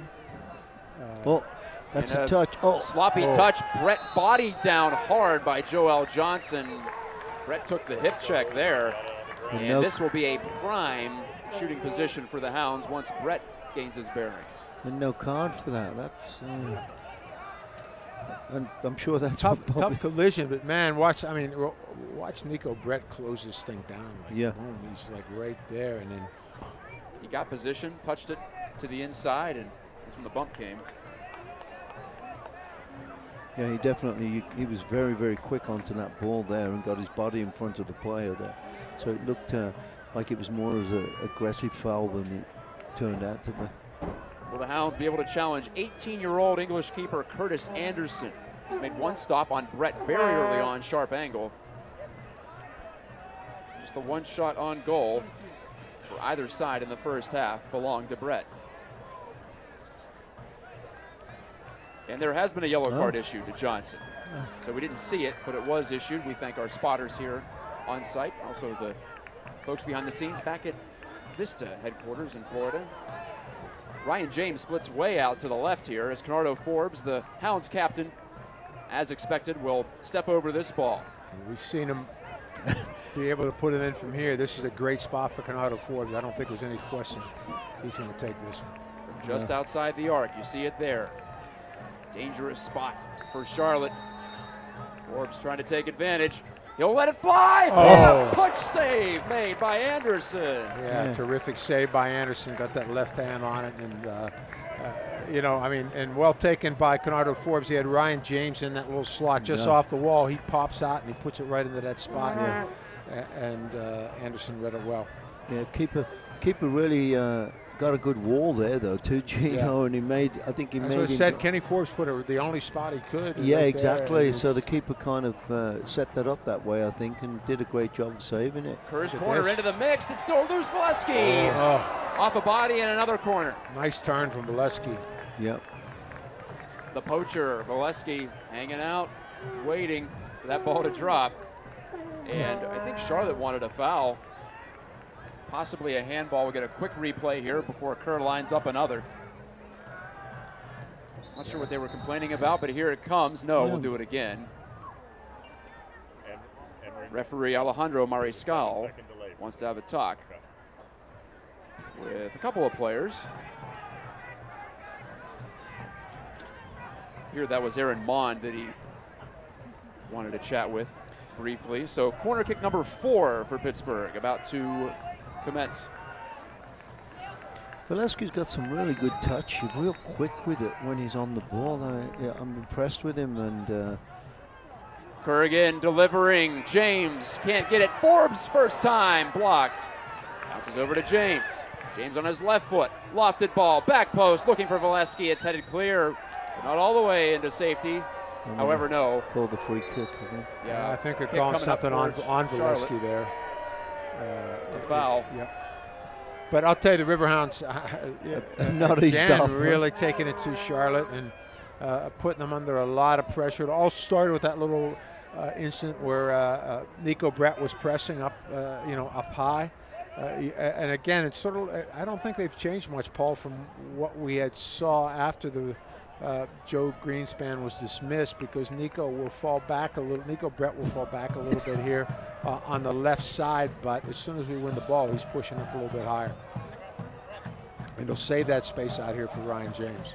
Yeah, they really haven't changed very much at all, and you really wouldn't know that there's only 10 players out there, to be honest. First time the Hounds have faced this kind of adversity this season, and it could be an opportunity. It could be one of those games you look back and say, we persevered. Yeah. We had to play the majority of the game without our big center back, Joe Greenspan. Navy man in the locker room right now, rooting on his teammates. He's quite literally the biggest fan in the building at the moment, I would imagine. Unless there's someone out there 6'6" or above. Bunky Azil on the ground, couldn't connect to Valesky. Charlotte takes over. The one part of the game that dropped off for the Hounds late in the second half was possession, but that's just natural with one fewer body out there. Pittsburgh had 60% of the ball before the rain delay. Ended up being about half and half, 50-50 after 45 minutes. 52nd minute here in Pittsburgh. And a reminder that you can get updates and alerts all year long by following your club on ESPN.com. Search for Hounds, Riverhounds that is, and click the follow button to keep up with the latest news and scores. Plus get reminders on Riverhounds' next matches. Go to ESPN.com now and click follow for your club. Another interesting feature. Mertz gets around this ball at the center stripe, but stripped by Enzo Martinez. Martinez tried to play it ahead, but that was rejected. And the Hounds will gladly take it back. We're here at Highmark Stadium on the south side of Pittsburgh, PA. Turned out to be a pleasant night for those who stuck around, or maybe even showed up late if they looked at the radar. By this time, we're usually packing up and going home, but everything to be decided.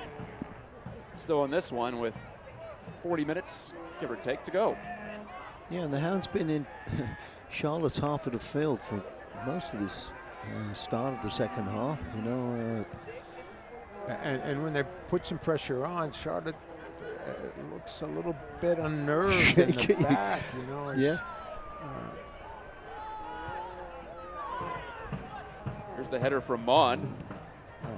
Picked off, and the Hounds have it again. James. Yeah, great little touch from Ryan James. Well taken. Control that ball from a pass from Robbie Mertz. James impresses me more by the day, and well, he got the armband for the U.S. Open Cup match. That tells you how much he's showing Bob Lilly. Brett turns it upfield, and again that has to be run a foul. through. And will it be a card on Zion Jones, the 18-year-old, overzealous with the challenge? I haven't seen anything issued yet. Kevin Kerr going into the box here. I was surprised. I thought he'd take the kick. Yeah, just. Yeah, I don't. What Zion Jones is upset about. I mean, pretty blatant foul. There's no question about that. Zion Jones played for Schalke over in the Bundesliga for the U19 squad, I should say. He was in their academy program for a while. It's Forbes again. Be nice if we could get a dipper here that would hit the ground. This time he's looking for the cross. Adewale just wide. Going to that. That's where you're missing a Joe Greenspan too. That's sure. his spot right there that they're looking for. But that's a really good delivery from Kennardo Forbes, and Adewale almost was able to knock it home. Redirect it. Yep. Well, you're down to 10 men. One place where that doesn't matter that much is on the set pieces, and the Hounds have been dangerous there in the second half. Coming oh so close on a couple of occasions. Would have been a highlight reel goal if Adewale would have been able to turn that one around, as he himself turned his body around. Adewale has one off a set piece this year. Bunky is tracking back quickly with Zion Jones pressing. Austin Pack is in possession. Pack made some fans in the Steel Army, I know that, for the U.S. Open Cup match when he taunted the member of the Dayton Dutch Lions both before and after the penalty kick late in the match that the player missed, in fact. So maybe he got into his head, who knows. But and here's a call against Charlotte. That stuff will always make the Steel Army happy. Yeah, right. I don't know if it worked or it didn't, but got to admire the chutzpah on Austin Pack. And, well, now it's time for a conference informally with referee Mare Skal talking to Mond and Maria and Enzo Martinez after another foul call here. Going up was Mond and almost kneeing Valesky in the back.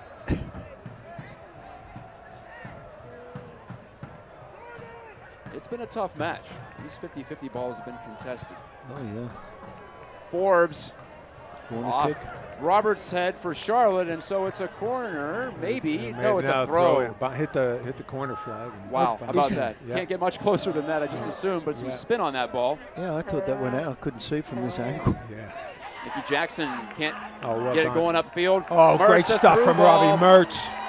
He has Kerr. Kerr bends it back in, and was it saved? It was before it went out for a corner. Martinez bodied up by Dover.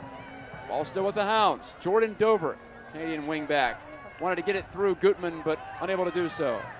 Oh, I thought he was going to close him down there. The Hounds pressing like crazy Oh, up in yeah. their third attack half of the field and really keeping Charlotte back on their heels. Again, the Hounds are down to 10 men. It's Kerr to the spot and headed clear by Tico.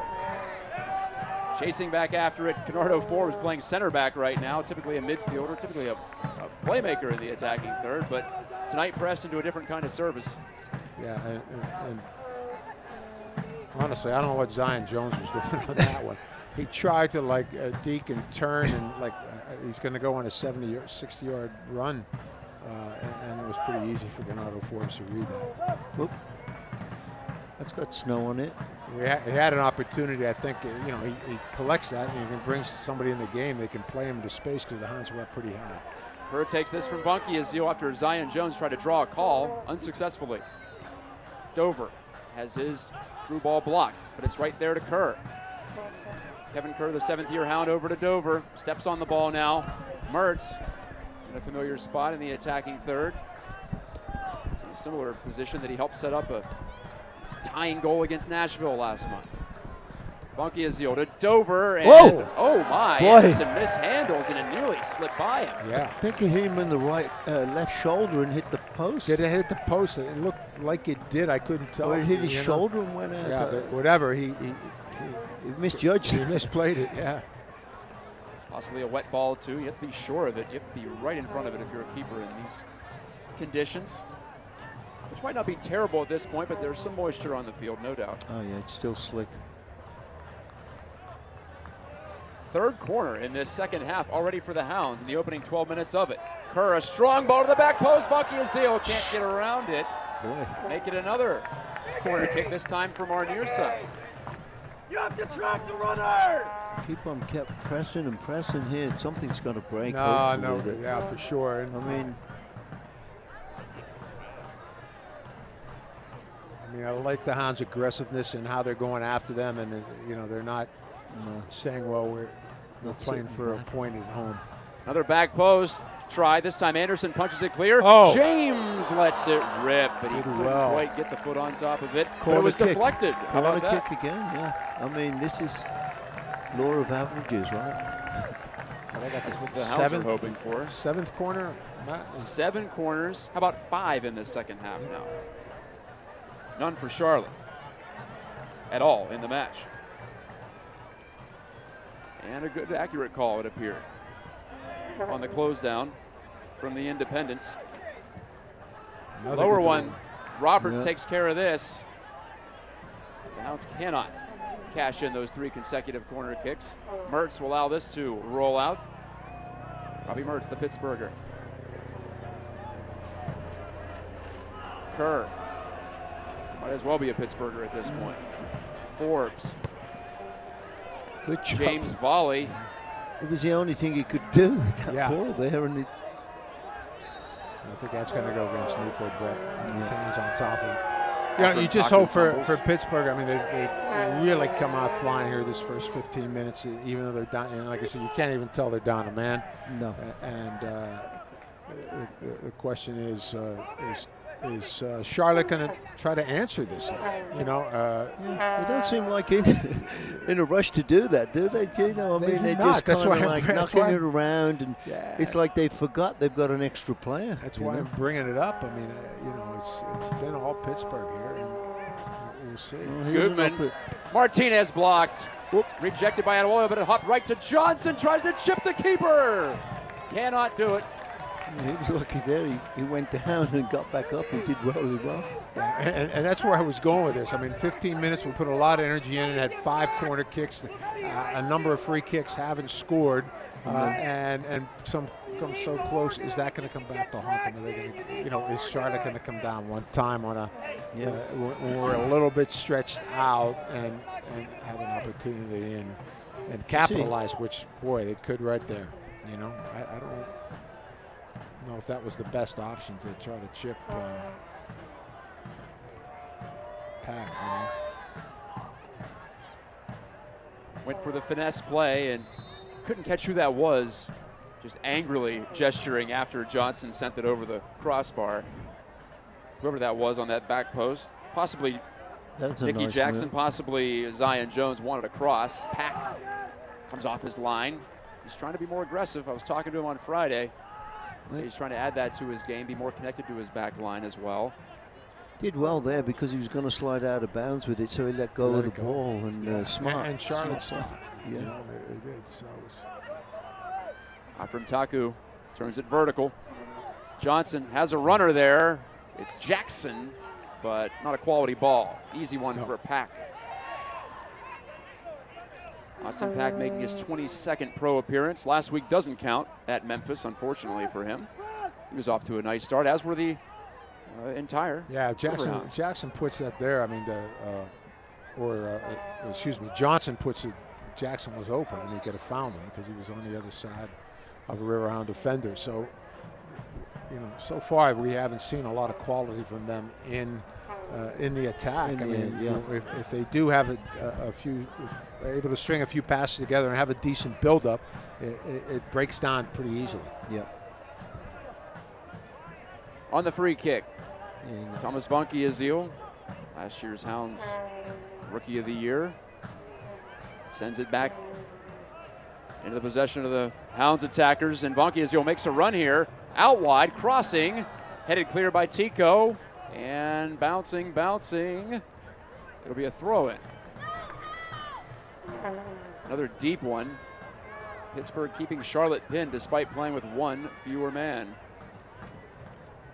A real test for the Hounds tactically, their soccer IQ, if you will. Kerr gave it back, hot one to Dover, who sent it in hard. And you know, that's that's a great point, Matt, about their soccer IQ, because I was just thinking, looking at Canardo Forbes staying back there off of that, you know, in that deep area, and what a terrific bunch of options that Bob really has, where he can take one of his key midfielders and just say, okay, you park yourself back there at center back and take control of that back line, and that's what Canardo Forbes has done. Yeah. And a couple other guys have been forced to play a little bit different roles, and they've done so without an issue. Goodman making a run. How about that sliding tackle from Vonkie Azil? But it's the first corner for Charlotte. Giveaway from Kerr in the midfield, uncharacteristic, led to that one. Yeah, and I think that's finally what Charlotte wants to see a little bit from Gutman. I mean, you know, that's really the first time he has been able to assert himself going into the attack. You know, he's been so worried defensively, and he really made a run there. Vonke Zio had to have a well-timed tackle. Yeah, we were lucky there because it was 3-on-2 actually, and good tackle there. It'll be the man known as Enzo handling from the far corner of the pitch, sent it in quite low, head height for Tico. Ooh. Charlotte tries to get to the second ball, and remember the Independence is clipped there. Yeah, I think it's going to be dangerous on James. Yeah. He was above the guy's head with his... Yeah, he was. Mikel Maria felled by that challenge. James the guilty man, and here's a free kick chance. It won't be easily defended now. Just outside the box. Yeah, flying karate kick from Ryan James. Yeah. You have to watch that. Yeah. Studs up. So here's the only good opportunity that Charlotte have had all night, really, here. It's a great opportunity for them in a good position. Hopefully, the Hounds' wall's going to be strong here, and keeper's going to be ready. Charlotte winless on the road, 0-2-3. Never lost to Pittsburgh in their now 5-year history. Interesting little quirk there. 2 draws last season in the season series. Like we were saying, it's usually close, even though the Hounds haven't come out on top against the Jacks, as they call them down in Charlotte. Maria, looks like he might be the one. No. Deflected shot goes just wide. Second corner in quick succession for Charlotte. Nicky Jackson let that one go. And he just nonchalantly saunters over to the 6-yard box. He's got 3 balls to choose from. Well, the ball kids are doing their jobs, all of them. At once, yeah. Well, they haven't had any action down there, so they figure everybody wants to turn. You know? Martinez, both hands in the air. Hounds have got to be strong here and win this, get this out, Gino. Higher one this time, toward the 6, headed down by Maria, up for grabs. There it is. Dover plays hero. Brett was also there on the fight. All hands on deck there. The Hounds have 1 fewer of them than Charlotte. 67th minute, still looking for our first goal. Pittsburgh's played well, but all it takes is one moment, especially in this situation, down to 10. That's what Charlotte has to keep telling itself right now. Now, the Independents can play with the ball a bit. Pittsburgh backing off here. Brett's the token pressure on Ofram Taku. 5-game winless streak for Charlotte coming in. It's a prime chance to break that. Really, both teams have to feel like they have opportunities here this evening. For Pittsburgh, just based on the way that it's played so far tonight. Throw in from Johnson.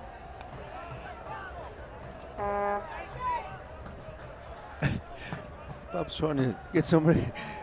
He's got to I think he forgot we only have 10 men, and he's telling them, close him down, you know. And it's they got 3 guys, and he couldn't find anybody to scream at. Well, there was where maybe playing with 10 men hurt too, because Valesky went up for that ball and didn't have anybody to join him on that ambitious play ahead from Kevin Kerr. Bob, of course, referring to Bob Lilly, the Hounds coach, who spends most of the match within a couple of inches of the sideline. He's always seated at the start, just for a few minutes. To start, for a couple seconds. Right. He's a coach who lets everyone know. You can usually hear on some of the road matches amuse me because you can pick up what he's saying on the crowd mics too, and I'm sure it's the same here as well at Highmark. Kerr couldn't take that errant pass from Dover. Jordan Dover creeping up. We're down to our final 22 minutes of action here.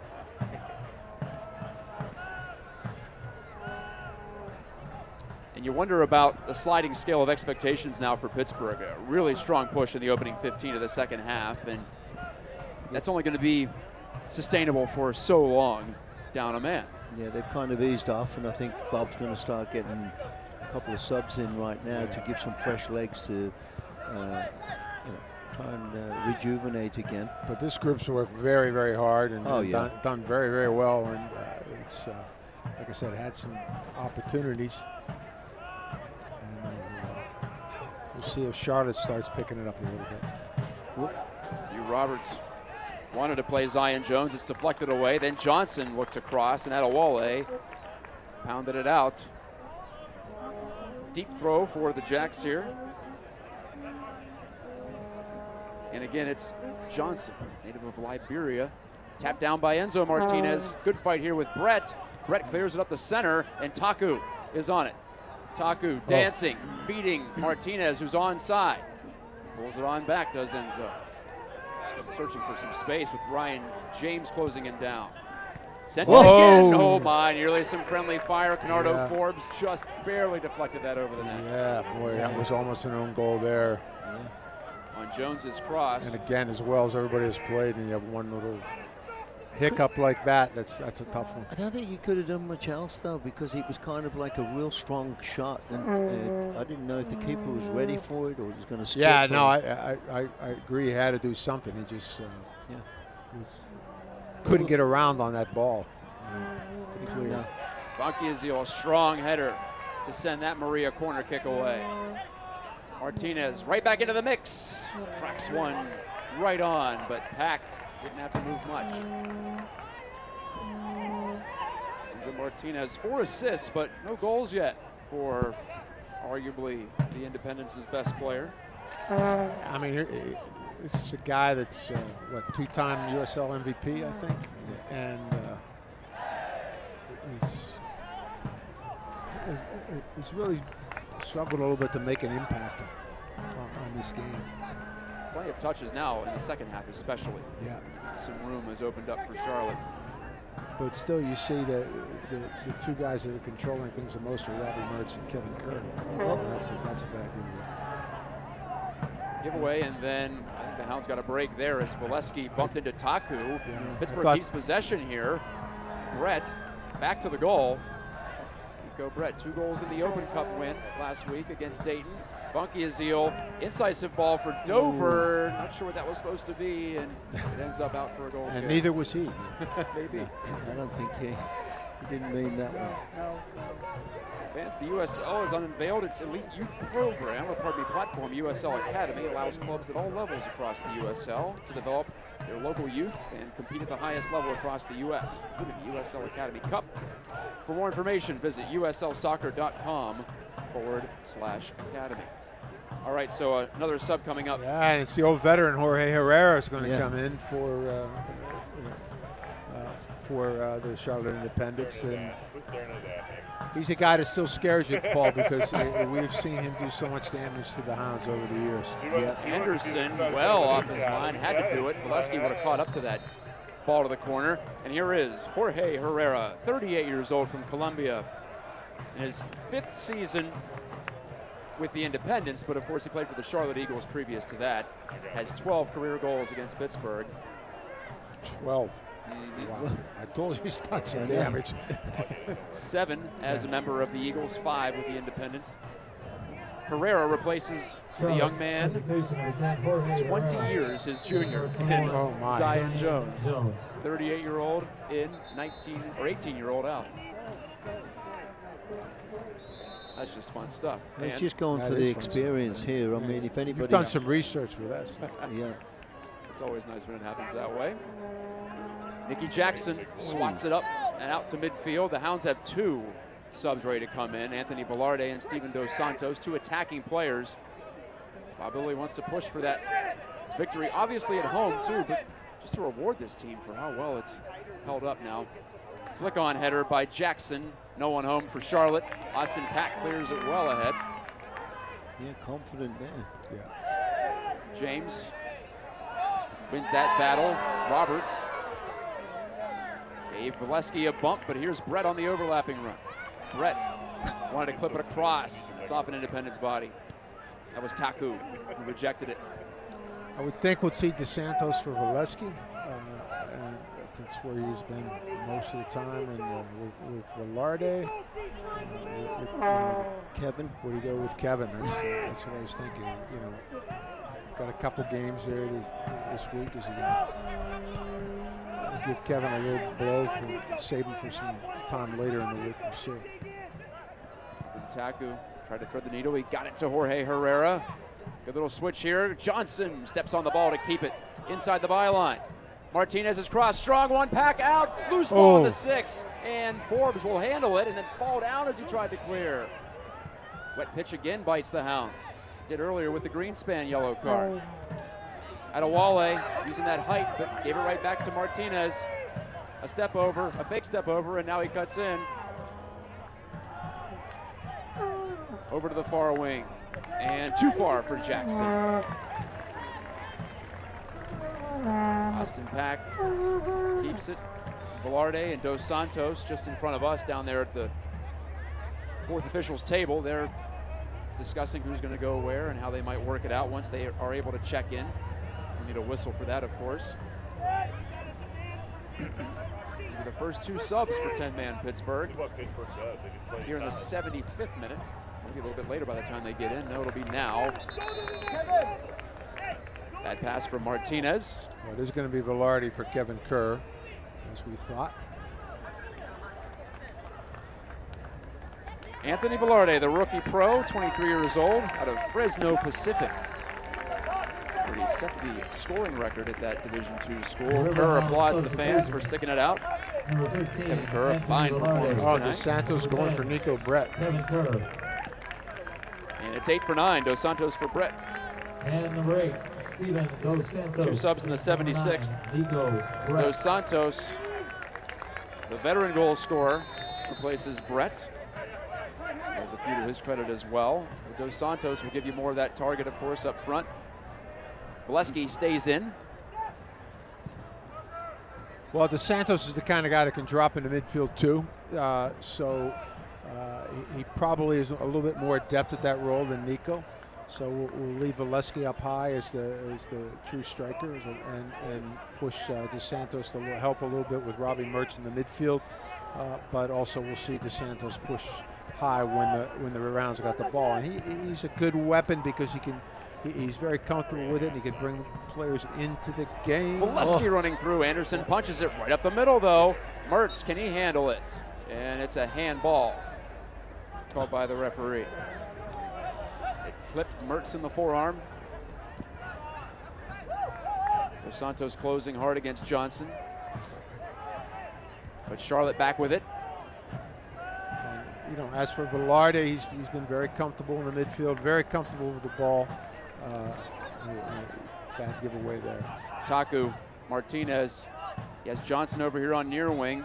Maria waiting for the ball there on the far side, and he stripped his Martinez, but it hops right to Maria.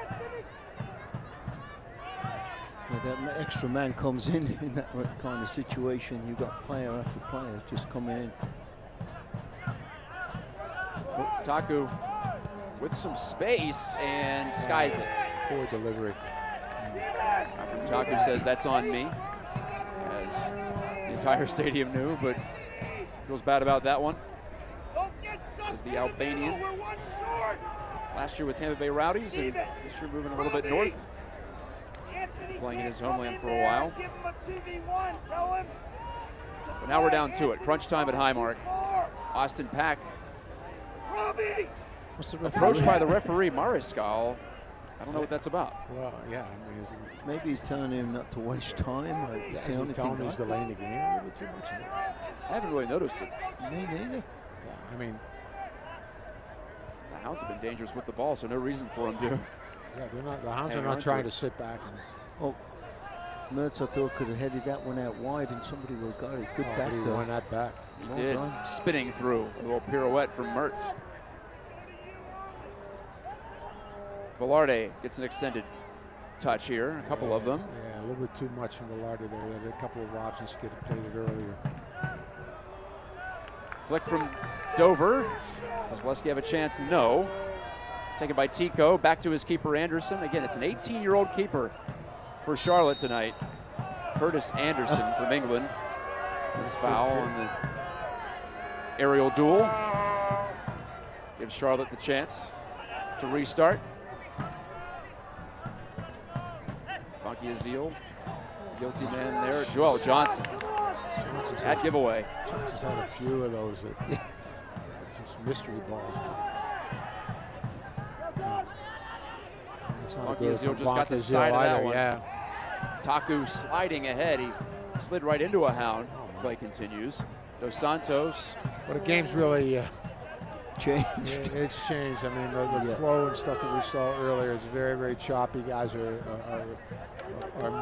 you know, they're not controlling things very well. They're missing on some simple passes, and really they have to. And they're knocking useless balls like that across the end line. I think both teams have to settle down a little bit. You got 10 minutes to make something happen and try to score a goal. They have to see if they can knock it and keep it and possess it and do a little bit better than what we're seeing, Paul. I mean, it's not good soccer right now. No, you know, and he's trying to hold on to the ball too much. I would imagine he's just got in and he wants to try and get a feel for it, but he's got to be careful because he keeps dropping 35-yard line and he dribbles and gets stolen. Trouble. Roberts with the win of that aerial. What? Advantage given to the Hounds. Would have been a foul if it had dropped to Charlotte. I think wasn't much of an advantage in the end. I don't disagree. That's how it played out. Forbes, good little ball. Knew where he was going with that one when it came to him. Dos Santos. Dos Santos, I like it, aggressive. You have to. Corner, I think. Substitute checking in, and yes, it will be a corner. So who knows? That might have been on frame when he fired it. And Dos Santos took the worst of that. Maybe he got stepped on in the process. Steven Dos Santos, 29 years old. Cape Verde. Ian Velarde played the two-man game. Yeah, he got kicked the ball and then got hit the bottom of the cleat from the other player. 37 USL goals for Dos Santos. Might he be the target here? We get another Pittsburgh corner. Back post. Oh, damn! It was the target. It was Duba, as they call him, inches from connecting. Yeah, he did very well there to get over that ball. Just not quite enough. Yeah, just couldn't get it down, could he? I mean, he did pretty well to get on the end of it. He can't believe it. What service from Forbes. Just made his run a little early, didn't he, Paul? Yeah, and really couldn't get that, and then had to adjust and was in a little bit too tight, too narrow. Had to lean back in the end. That's what doomed it. Velarde into space. This one won't stay in, though. Here's a critique of Velarde in his first pro season, as sometimes maybe forcing some things. We've seen that. We've also seen some moments of magic from him, too. So it's a young pro trying to figure things out. Yeah, he's a creative player, and you know, he likes the ball. He's good with it. There are times he tries to do too much, a little bit too much, and again, the speed of play isn't quite there yet at times, but other times we do see some really good stuff. Martinez hops on a loose ball. Johnson doesn't get to him. James flying through to get in the way, and here's Ryan James again to get the ball back.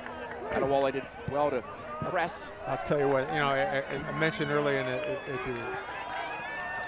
Molesky scaring Hugh Roberts a bit, and Roberts nearly gave it up, but there's Johnson fighting to take it right back. Hounds still pressing with 10 men. They're still pressing in their attack. Look at Mertz slide through and win that ball. Goodness gracious, what effort from Mertz. James to Molesky. Mertz is open now. Mertz. Look at the space that the Riverhounds have. You know, you would think that they're playing short. I mean, they have an enormous amount of space in the midfield. I mean, Charlotte dropping way back with 5 or 6 guys. Tommy V, a good step. Dos Santos wins a corner kick. Well, what they're doing, Gino, too, they're working really hard for each other. They're making up for anybody's not perfect pass. They're just really giving 100% and making that pass something, you know, making something happen. No, absolutely. I totally agree. I mean, it's great to see, actually. When you're down a man, it sometimes works that way. Velarde low corner, and Johnson heads it out for a throw. I don't know how this one's going to end up, but I've been impressed by what we've seen from Pittsburgh tonight.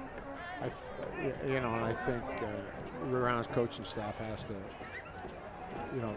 if they do come away, again, we don't know how it's going to end up. There's still a lot of time where this game can be decided, but they certainly cannot be accused of sitting back and saying we got 10 men and we're just going to try to play for a point. Great job there. Valesky, nifty, right in. Anderson handles, and it was just a yard away from Dos Santos' head. And James was flying in there too at the far post. If the keeper hadn't got that, I think he would have put it away. That's where James was in the previous home game to tie it in stoppage. Dos Santos, a quick step, too quick for himself. Well, I started to say earlier, like on one play from James, it was here goes Vonkie Azil. How about this move? Have a go, man. Well, he let it go. Steps to the outside. Gave it to Dos Santos. Save it, Anderson. Again, great work. I mean, the energy from Thomas Vonkie Azil coming from the right back spot through the midfield. I thought he could have pulled the trigger maybe from about 25, 30.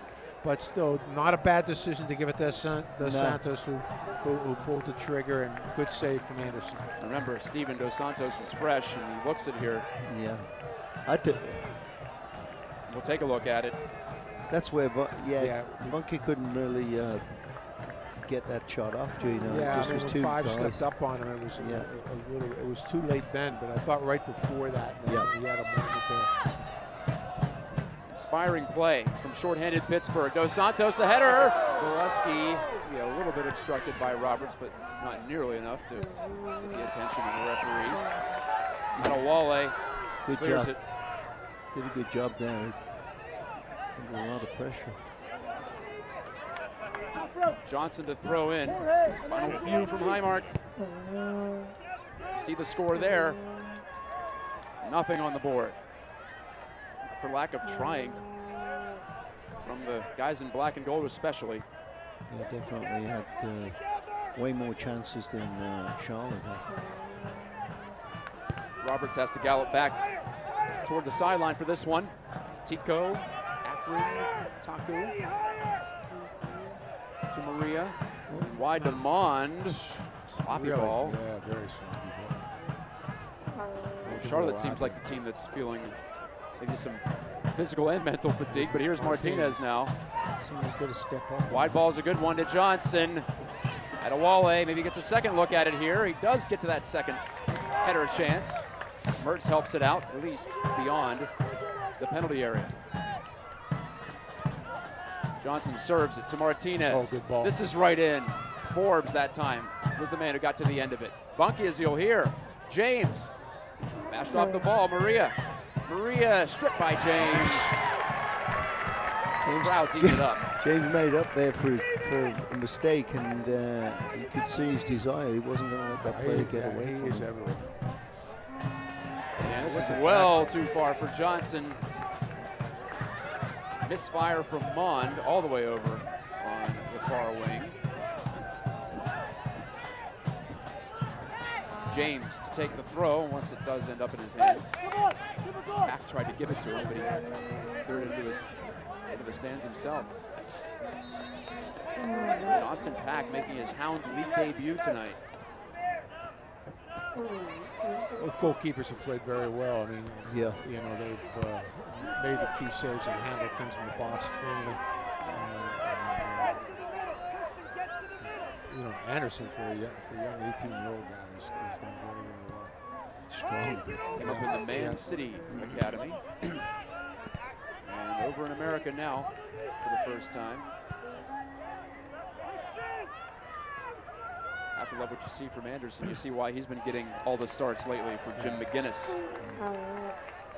For an 18-year-old, shown really good organizational skills and responsibility and some calmness. A lot of times when his back line, as we've talked about, has been a little bit suspect.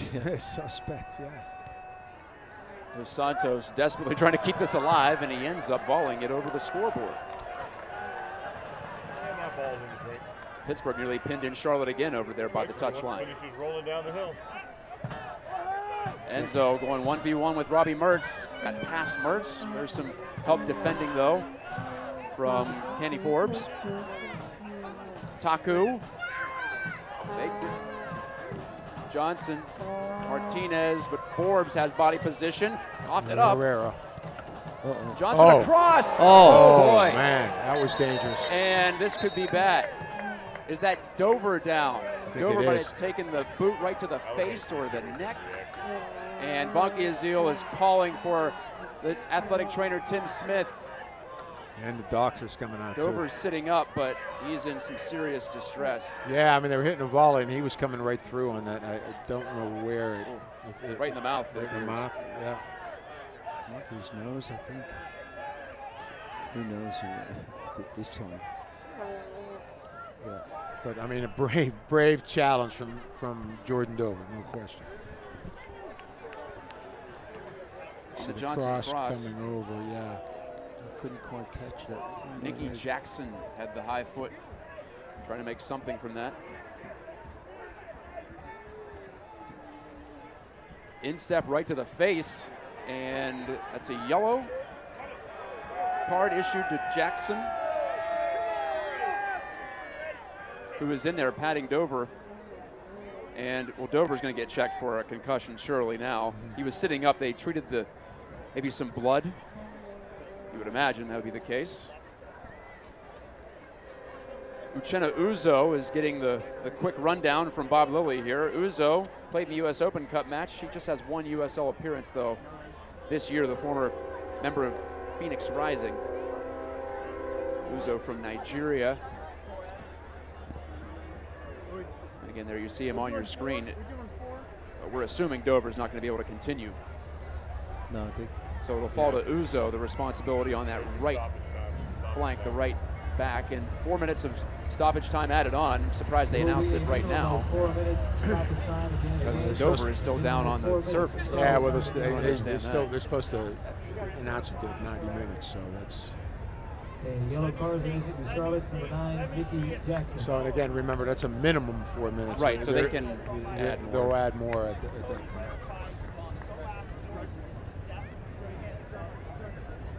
Jackson, the yellow card for the dangerous play.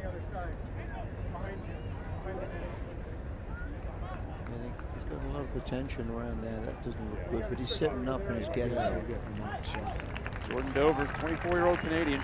He's been great this season for the Hounds. He's barely left the field this year. No, I mean, we talked about it. He and Ryan James on those flanks have been absolutely outstanding and really given the Riverhounds so much. I mean, and what I love about them is both of them, Jordan and Ryan, their transitional qualities. They can get up, they'll press high, and then they're back again connected with the defenders to defend, and both of them are very good one-on-one defenders. And number 5, Jordan Dover. Dover collecting himself. Tim Smith was the first man out there. Dover's going to check out, as we expected. Uchenna Uzo is in. Just looks like he got the laces part of the boot into his face, you know what I mean? His nose. Yeah, because he was trying to come through that volley. Sure. Matt Geica with Paul Child and Gene Klein. We're here at Highmark Stadium for what is the start of a long stretch of home games for the Hounds. In the aggregate, 10 of the next 14, counting this one, here at the friendly confines. And Austin Pack will get the free kick here. So minimum of 4, as you said, Gene.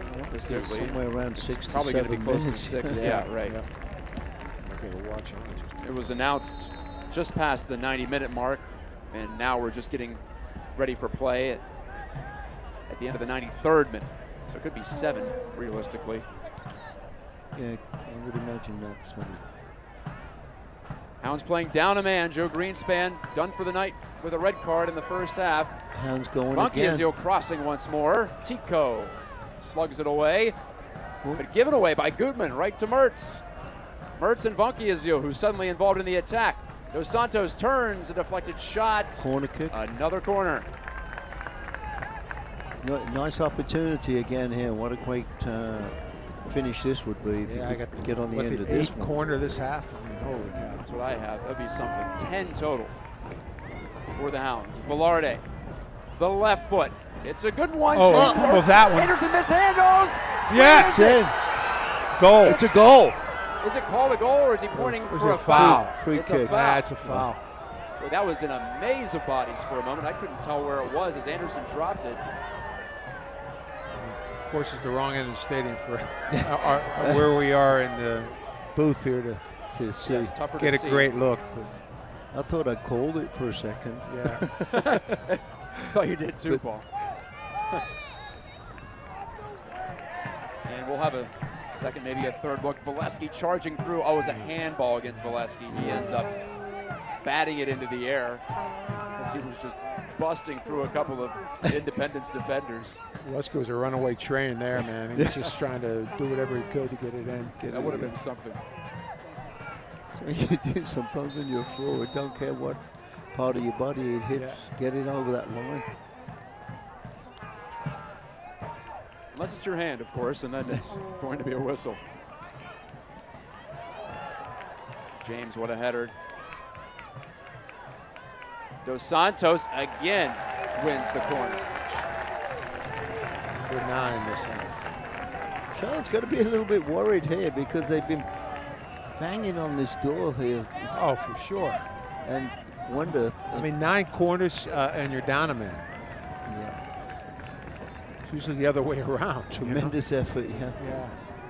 They got Charlotte trying to hold on for its first clean sheet of the season. Well, Independents are working for it. Robbie Mertz to take. Mertz going for James, and a little wild on that. Again, James everywhere. So, corners, defending corners, attacking them. Yeah, he don't hold back at all. Look at the Riverhounds. Deep into stoppage time, throwing deep in their end, and they're all stepping up high to press and try to force a turnover at that end pole. I mean, that's might be about to do it again. And, no. Oh. What? That's it after just 6 minutes of stoppage time. And Charlotte's going ballistic. Jorge Herrera saying how right now. I got like maybe 4. It's the rare instance where both teams, I think, wanted to keep going. Yeah. Because Pittsburgh had all the chances, and, well, Charlotte had to figure maybe one look is all it would take. But Herrera gives up his protest, shakes hands with Bob's Lily. So the first clean sheet for Charlotte comes under extreme duress. The 18-year-old Curtis Anderson, the Englishman, gets it done, puts that on his record sheet, and kind of a so-so type of a feeling after all of that pressure for the Hounds. Charlotte survives, but probably not a great feeling for the Independents, though, because with the extra man, they couldn't do much. No. They really didn't. I mean, they got a lot of work to do. Maybe it's the luck of the Irish. I don't know. They got a lot of work to do, especially in the attack. So that is all. One of the more exciting 0-0 draws you'll see, but still 0-0 is your final on a rain-delayed Saturday night, Memorial Day weekend in Pittsburgh. We'll take one final break on ESPN Plus, look at some highlights, some stats, and give you our final thoughts. Back in a bit. The Riverhounds return to Highmark Stadium on Saturday, June 8th, when the Ottawa Fury FC come to town for a 7 p.m. match at Highmark Stadium. Bring the family out and take advantage of the WQED Family Zone and get 4 seats for only $40. Visit Ticketmaster.com and use code WQED at checkout. Gates open at 5:30, dollar beers until kickoff. Find out more at riverhounds.com or call 412-865-GOAL. What do you call it when Western Pennsylvania's largest automotive retailer begins selling the region's most popular brand? Chevroletary, which also describes our grand opening offers. Introducing the all-new #1 Cochran Chevrolet, where you'll find a special 2-year lease on a sporty Trax from just $99 a month. The unequaled Equinox as low as $139 a month, plus $1,000 extra for trades at the all-new #1 Cochran Chevrolet. The Pittsburgh Taco Festival returns to Highmark Stadium on Saturday, June 1st, 2019. Enjoy 30-plus taco vendors, live music by Gavis Beat, and family-friendly entertainment. The festival is broken down into 2 sessions. afternoon from noon to 3 p.m. and an evening session from 4 to 7. VIP and general admission tickets are available, so get your tickets now at pghtacofest.com. Well, no goals on the board tonight at Highmark Stadium in Pittsburgh. I'm Matt Geica with Paul Child and Gene Klein. But you know what, guys? Plenty to talk about and plenty to look back on.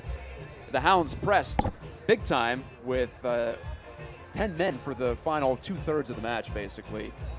Couldn't get the win, but here we'll look at how close they came, and it was mostly close calls on the Pittsburgh side of the ledger. Back in the first half, Pittsburgh came out on top of things, completing passes, looking confident, and you have to say that this was exactly how they expected and hoped to come out, Paul, I would say. Oh, yeah, definitely. I mean, you couldn't want for more than the players gave tonight. Tremendous effort all round, and you would never know that they were down a player. They just kept in the game and creating chance after chance. Just couldn't get that break and get the ball in the back of the net. There you see the ominous storm clouds approaching. We had an hour delay, give or take. Then when we came back, Enzo Martinez fouled by Joe Greenspan, Gene, and that didn't seem like much in the moment, but moments later on this clear from Hugh Roberts, Greenspan tumbles and commits the handball with Zion Jones sprinting through. It would have been a breakaway. Yeah, Joe, and I think he just got a little bit nonchalant on that touch out of the air. And leaning back, and he misplayed that. Then all of a sudden, he saw the pressure coming, and when he did push off to try to make up for his mistake, he slipped and fell, and obvious, nothing you can do about it. He fouled, he stopped the breakaway, and actually, all in all, probably saved the game. Saved the game, yeah, that's what I'm thinking, Gino. Because that guy would have gone one-on-one with the keeper, and he should have been a goal. Yeah. So it was a good professional foul, even though he's probably going to have to miss a game now because of this. Dos Santos was a late substitute. He had the two best chances for Pittsburgh. They're on the header off the corner, then off the serve from Bunky Azil to Dos Santos, and what a stop from Anderson on the short side post. Yeah, and he was the man for Charlotte, no question. He had a lot of, spilled that one a little bit. A little bit of luck there, too. Yeah, a little bit of luck there, but you need that when you get some clean sheets. And as I mentioned, first clean sheet for Charlotte, so it did very, very well. I think in Charlotte they got to be a little disappointed.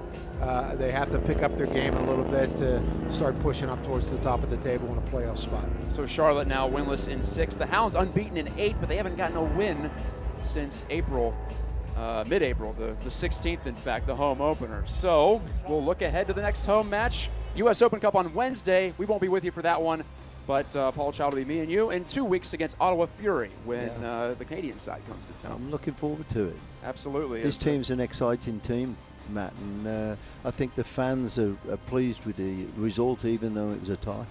Valiant effort from the Hounds tonight. Thank you so much for joining us on ESPN+. We'll talk to you in 2 weeks' time from Highmark Stadium. For Paul and Gene, I'm Matt. Good night. Good night. Good night. This copyrighted telecast of the United Soccer League Championship cannot be retransmitted, rebroadcast, or reproduced without the expressed written consent of the United Soccer League Championship.